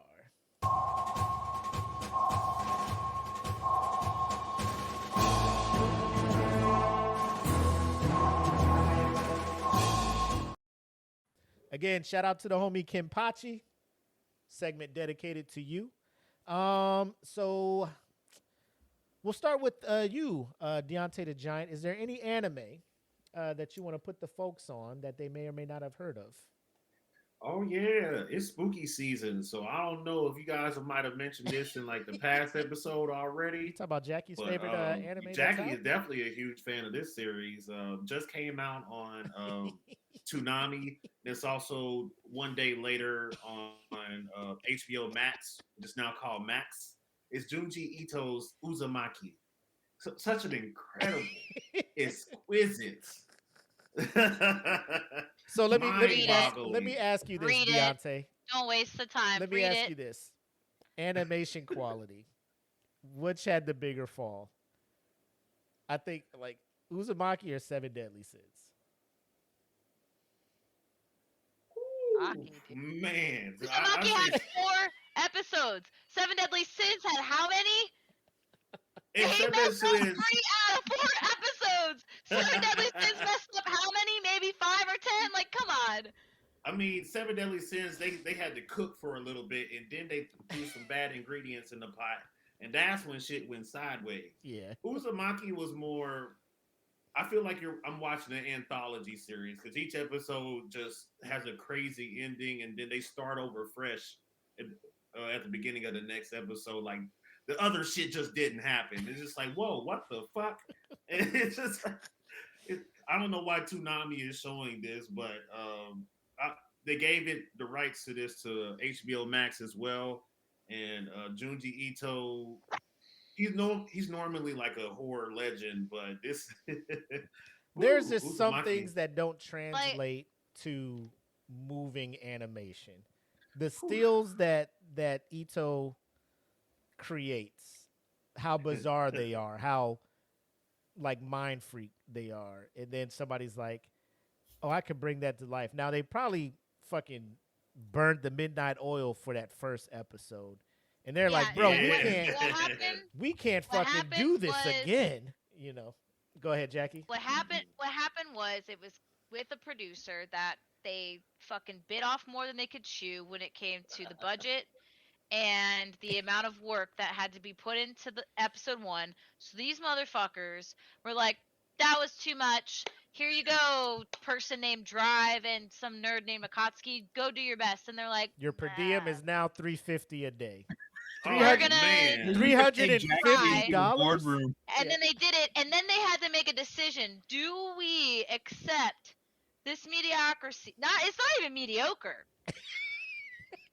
I'm telling you, the company needs to get Jackie Flyer out there just to talk to these guys and make them feel like shit. It's not even mediocre, dude. It's so bad. And they just said like, well, we put a lot of hard work, effort. Where? Bro, it's like they had on a flip episode book. 1, so you didn't want to discredit the people that. It's like a flip book. Why are you bringing this up? We already talked about this. No, you gotta get the good parts in there too. Read it. Watch the live action. Don't watch the fucking anime, dude.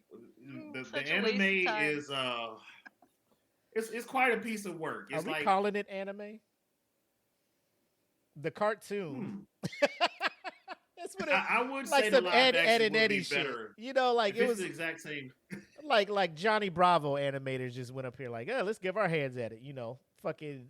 what is fam, this? This is some Mickey Mouse fucking 1960s bullshit.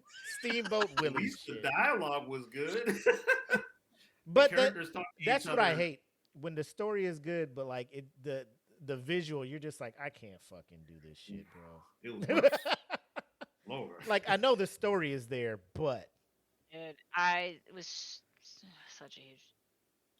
I came for all the depth and dark humor in this story. So watching people turn into snails and then get cooked by their own fellow citizens and get eaten, called escargot. That is what I came for. I wanted to watch the weird shit. I wanted it to be horror. I wanted it to be fucking uncomfortable, and it was confusing, and I was laughing. Oh, it was uncomfortable. I was uncomfortable for visually uncomfortable. Like Jackie showed us that little like minute clip. Bro, these cats was like sliding across the screen. And the bitch was like, woo! What? We're gliding. But moving faster than her legs were supposed to be going. The sideways, they're like, wee! You know, people over at William Street.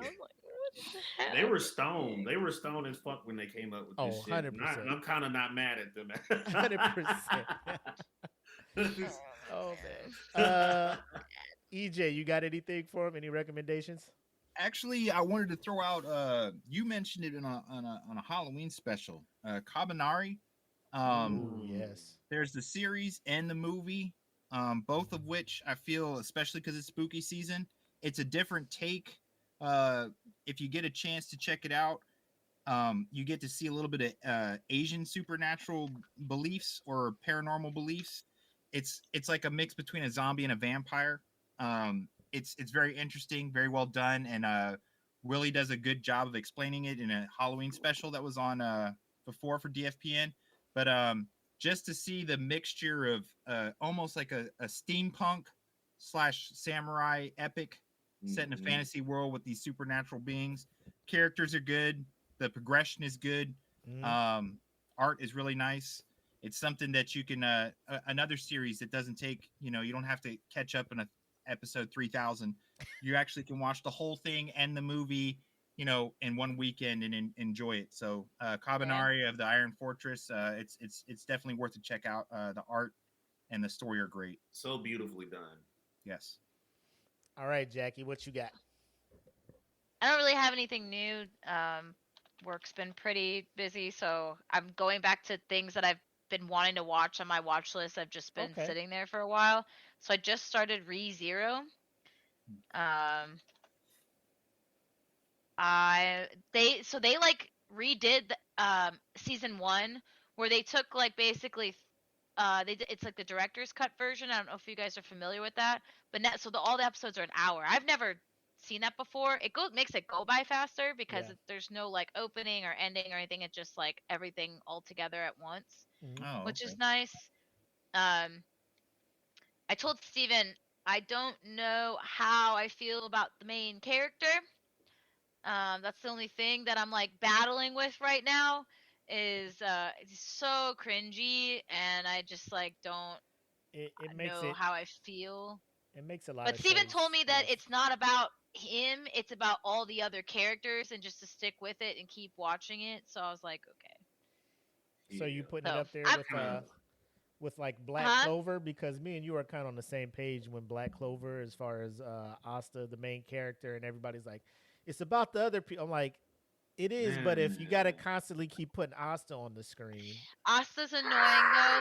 He doesn't scream like that. He's just the things he says and the way that his relationships are with people. It's just awkward and cringy. Now is this? That's the only thing. I might be the only person that likes Asta. Oh yeah, but no, for in ReZero, somebody has to, Deontay. Somebody has to. Yeah. It's that character in ReZero is just he's a little cringy, but it's very gruesome, which I was not expecting, and you can tell there's a lot to unpack in the show, and that's kind of what's keeping me engaged is the suspense and the mystery of like what the fuck is going on. So I'm gonna keep watching it. It's got 3 seasons. The 3rd season just dropped. So season 1 I think is 26 episodes, and since they condensed it all into like 3 into 1, it ends up being like 45 minutes for like the first episode, or 45-50 minutes, whatever, and it goes by faster. It's nice. So we're rewatching it. I tried to see if we compare it sometimes, the English dub and the English sub, to see like if we can deal with the English dub. It's not very good on the English dub, so sticking with the English sub. And then only because we've been talking about Chainsaw Man, and this is only 6 episodes. If you guys haven't seen it already, it's called FLCL. The creator of Chainsaw Man was inspired by, like heavily by FLCL.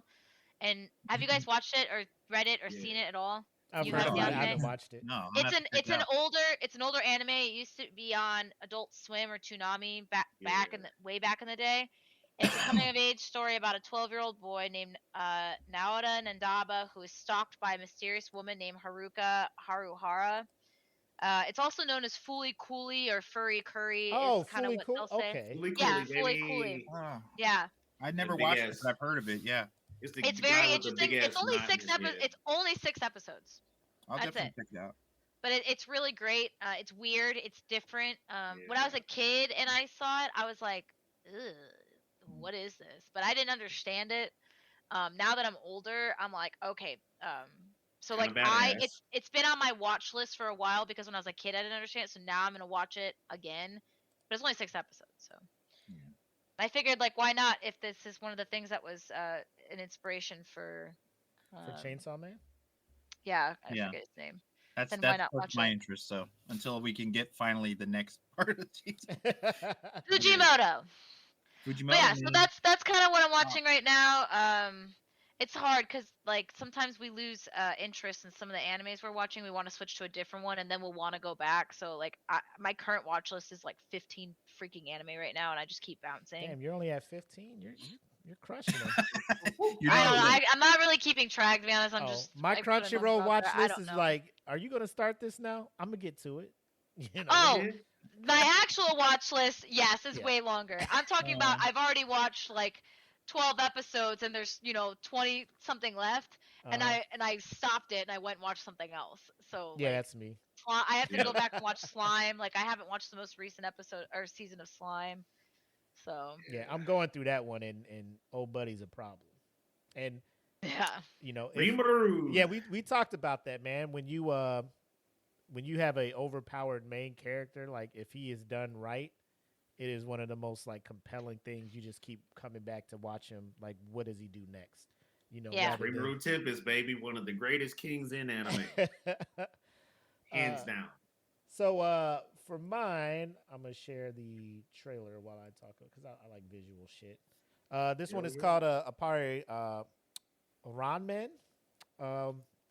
So again, I'm like in my whole steampunk thing. So this is more of a Western type steampunk. So an eccentric inventor. But on the So- sound. No, because then TV Tokyo, Oh. whoever's gonna come and fucking rip us off of YouTube. So. Oh, okay. yeah. What are you okay. doing? Yeah. The, So, the fucking fun police. The one with the red hair is the inventor, and this is the swordsman. So the inventor dude is just always out and about trying to do something, and the samurai guy is hired to kind of keep him in check. But as he's trying to bring him back to Japan, they get stranded at sea and get rescued by an American vessel. Come back to old-timey Los Angeles steampunk type era. They have no money to get back to Japan, so what they do is enter a trans-country race using steam-powered vehicles. So he's trying to work it off. He's going to build this car. They enter this race, and there's different.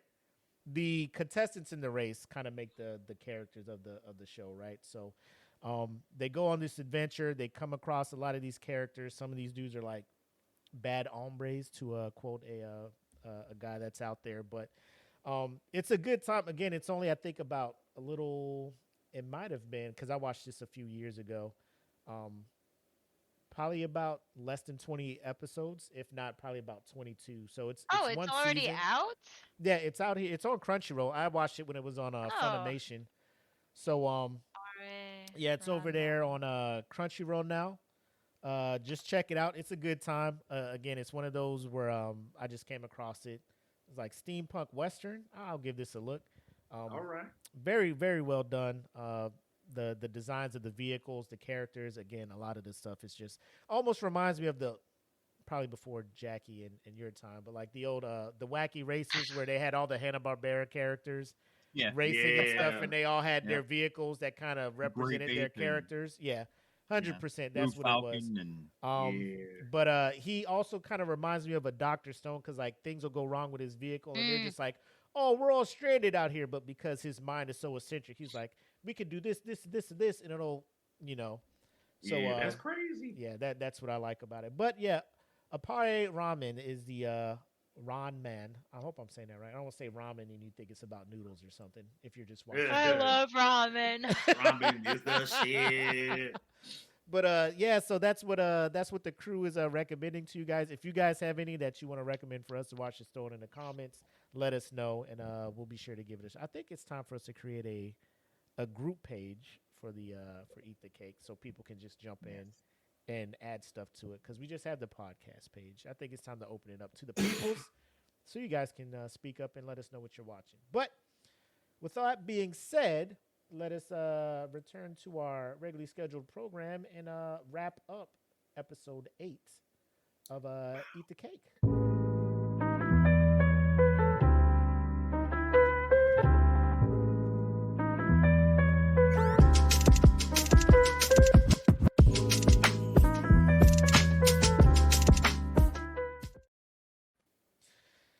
All right. So what has everybody got going on? I know Deontay, you guys over at Saturday Night Nerds been busy. What's on the schedule, man? Yes, sir. We got a Venom 3 review coming this weekend. So God bless our souls, whatever Sony Pictures puts out in that damn theater this weekend. So You me guys and Will will be You guys sat through Joker 2, so There you go. If you made it through that and you're still breathing, yeah. We should be okay through Venom 3. We should be okay. yeah, I don't care how bad Venom 3 is. From what I've seen and heard, there's no going down the tubes. I have of no like desire. Yeah. No desire to watch that movie at all. I wasn't a big fan of Joker, the first one. I loved the first They could have one. called it anything. They could have called it, Kenneth the Crazy Guy, and it would have been the same. I'm like, you put Joker on there to bring a lot of people in who were fans. Yeah. And it was just it was bro, like a Arthur Fleck multiverse movie. Joker is a totally different. I'm like, yeah. Well, that's what I thought was the point of the second Joker. Is it's based off of some of the comics, where there is a timeline where Joker is like this type of Joker, and then he sings a lot and he has a lot of songs in these stories, and that's what they based Joker 2 off of. I thought So horrible. So that's why I think they went this, at least when I was researching it, because I was like, why is this a musical? And of course people go back and forth and they argue. Some people who have read the comics and are huge fans of the comics and have read all the timelines, they're like, it's based off of this timeline, it makes sense. And other people are like, this is fucking dumb. And so everyone just clashes with it. I don't know. I haven't watched either of the movies. I haven't even tried it. It's one of those things where, like, when it comes out, I think we'll just watch it on the couch. Yeah, the acting for Joker was really good. The first one, yes. The acting is excellent. But I mean, they could have named it anything, and it would have been a better movie. I mean, don't call it something it's not really, just to pull in fans. And I understand it could be a spin-off of or whatever. But I'm just like right now, there's 3 Jokers. I think is what the latest I've read on DC is that there's 3 different Jokers. They're all 3 different people, and they're trying to make a 4th Joker. And I'm like, okay, I've already hit my Joker fatigue. Yeah, I'm at my limit. How many Jokers do we need? Like Batman Who Laughs, Joker. I was done by the time they reached Barry Keoghan as Joker. It was just like, I didn't really need that like, in the what? Batman. Yeah, they're really dropping off on all their other characters, and the time spent on Prep Man and Superman just it's killing it for DC. It really is. Anyway, sorry, soapbox. So that's a Jacob's Film Perspective. You said this Saturday? Jacob's Film Perspective, we had an episode this past Tuesday on the Terrifier franchise, and that's actually doing pretty well right now. The reels are coming out. We'll have like a bunch dropping all the way up till Sunday. Okay. So you guys missed the episode, you're more than welcome to check the clips out or the episode. So we're talking a lot of shit about this slasher film, bringing slasher back with Art the Clown. So yeah, and for the Saturday Night Nerds information, just check the description. You'll see their Facebook, their YouTube, and also their merch joint that went live, I believe, a couple weeks ago. So make sure to support the broskies. You guys still streaming? I know Will's been on Diablo. You guys still doing the Warzone Wednesdays when you can? We got one more Warzone Wednesday left, so I'm thinking next Wednesday will be our final Warzone Wednesday, and then we're going to jump straight into Black Ops 6 Zombies. Oh, yeah, that's this weekend, huh? Friday it comes out. It comes out tonight at midnight. That's going back to the rounds, right? Yeah, it's going back to the rounds. And they removed the shields, too.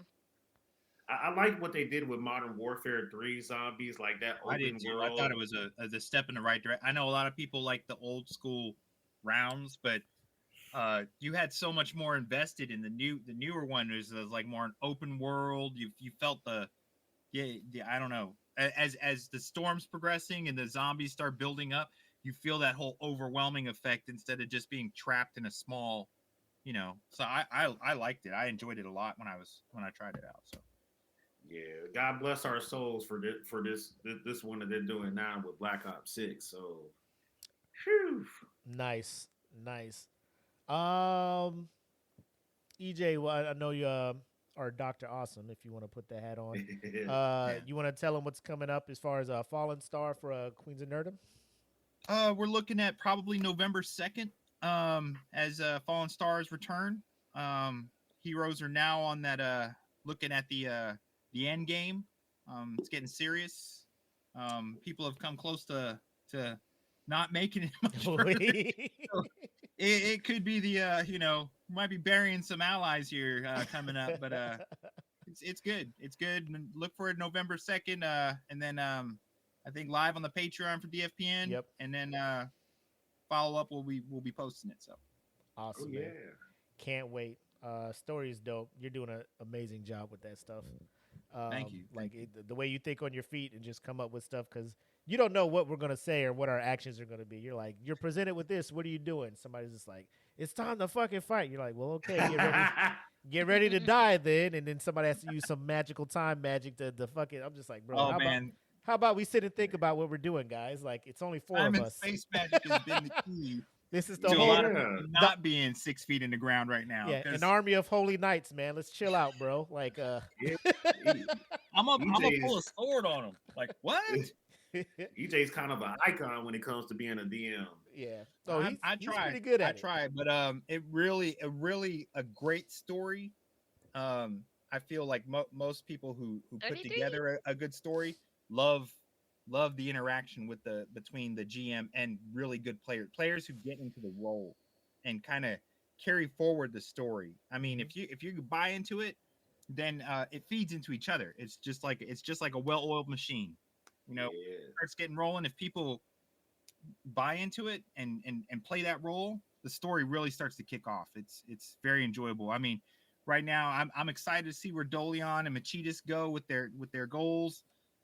Seeing Mara rise up to the possible futures and her choices that are going to decide whether or not things are night forever night. We'll see. Dedication. 100%. All right. What you got going on, Jackie? Work. Jackie be working. You know what? Here's the thing. So we try to do this every other week. I don't know but 2 weeks from now, it'll be November, so spooky season will be over.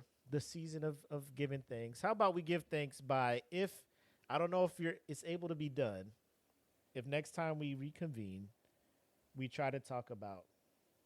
Now here's my options. I'm thinking like we either talk about our top 5 favorite anime or top 5 favorite openings. Which one would be easier? I feel like if you talk about openings, it'll inherently start talking about the anime.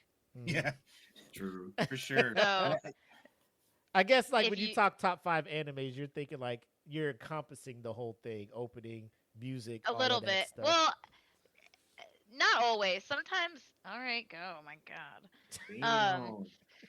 I'm too loud for him. Done with you. I because it's in a lot of my top animes. I sometimes will I'll separate the openings. Just because like I don't think it's fair to the overall show and the story and the anime, like, because I consider the manga to like be like, well, season 2's opening was fucking ass. So 8 out of 10. Like, it's My Hero for me. Like outside of opening 2, I'm just. I agree. Like My Hero has been like, out of all you're lucky the story is good. 7 of their openings, yeah, all 7 of their openings. Like I think 3 of them were actually 3 of them good. were repeat worthy. Yeah, I mean, so- do you know of any animes that don't have great openings but are great animes? There's quite a few in So my I mean, that's why look. I'm not gonna lie. I've had a couple where I'm like, this opening sucks, and so I skip it. And there's Shield been Hero. some where I'm just, oh my god.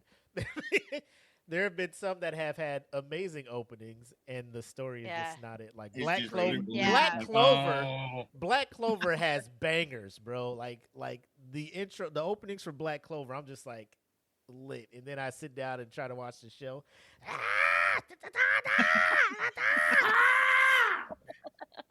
So I mean, if you do openings, I hate it. I it can't do could it. be some of these openings could score, an anime Yeah. a lot So higher than it would. I just know me. If we talk about the openings, I'm gonna inherently. I might we start can talking have a about the discussion anime. Well, about the I don't know. anime. I think I can. I think I might be able to like if we Separate? strictly keep it. I think I could separate, but we gotta strictly talk about.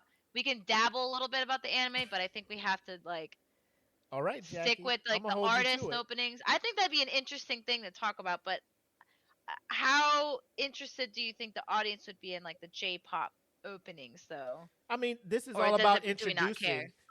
This is all about introducing people to everything anime. So talking about the openings, putting people onto some of the bands, because some of these bands, Miss Green Apple, like you said, Eve, a lot of these people you'll hear on other anime in the future. I guarantee you, Eve will be on some more openings.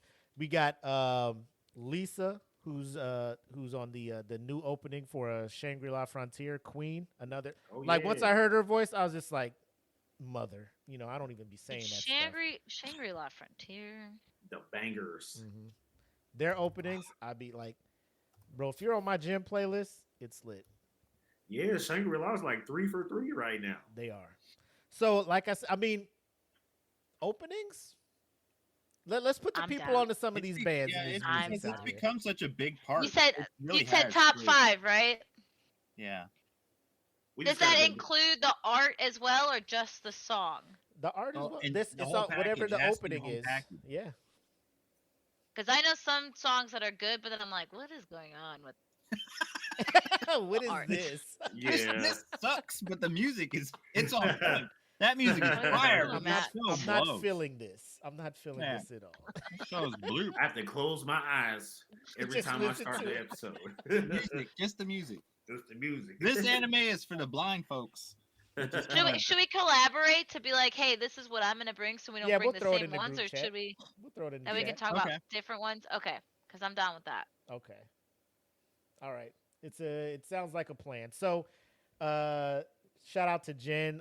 November 2nd, I think, is 2 weeks from now. So if that works for people, if not, we'll always flex. We're able to do that. Flexibility is key to air power. All that good stuff. God. Don't act like November you don't like it. 7th. 2nd. November 7th. Is it Oh. 7th? Yeah, I think Oh, can we do? My dad's gonna be in town that week, Uh-huh. so so. wouldn't be You able let to us do that know what Thursday. works. You let us know what I works. could do the 14th maybe. That'll work. I don't know. We'll talk. Okay. We'll discuss. It'll give us more time for me to Yeah, make 'cause my if we gotta ranking and collaborate cross on stuff the- off. Yeah, it'd be Yeah. like categories. I got to cross this off because you're going to talk about it. But Yeah. cool. All right, ladies and gentlemen, you heard it here live. Next episode, we're talking top 5 anime openings, our favorite ones. So be ready to learn about some of these new bands out here. I'll tell you right now, I got to take at least one of the Creepy Nuts openings. I'm calling one of Damn, them. I was just thinking I'm about calling that. one of them. I'm Yeah, I calling know. one of them. You guys put me onto it now. That's my jam. That's my thing. So Cool. All right. So everybody who tuned in, everybody who's listening, again, we appreciate the support. Stand by. We'll create the group page for everybody to jump in and communicate and build a community over there. Unless anybody else has any parting words for our lovely listeners and watchers out there. Oh, damn. Jackie Thank said you. she's going to kill y'all. yeah, She went like this. I know. I was like, Damn. No, I went like this. oh, That means nothing. nothing. Is it- Okay. Period. If it's a little lower. Period. It's death. Because you did this. Death or nothing. You were down Nothing. here last time. No, I went like this. She went full It's too Destiny fast Child. for you. You wear glasses. It was too Well, fast for you. and you Full don't? Destiny Child. These You're- are fake. So are these. These are blue light glasses. These are my Look So at blue my light hair. glasses. He's the only old man wearing them, for real, to see. For I did vision. not get the dress These are code. my blue light glasses too. I don't have glasses. Oh, look at all of us taking care of our Yeah. vision. Wow. All Look at 20/20 us. vision up in here. Not standing on Look business. at us. Look at us taking care of our Wow. vision. I like Yeah. it. Gosh, Look being at very us. mindful, very Very demure, demure. very fake, Yeah, very blind. Yeah. fake, very blind. It's for the Very style. Everyone wearing can't glasses that we don't see. need. That's what it is. And Wearing then there's like glasses we don't people out really there need. who need glasses in real life, and we're just like, we I'm just wear sending these you a for pair, style. Deontay, so we all can be wearing glasses we don't need. Yeah. Exactly. All right. Hey, thanks for tuning in. Episode 8 of Eat the Cake Anime. We'll be checking in with you guys later on. We'll let you guys know. But until then, you guys take care. Peace.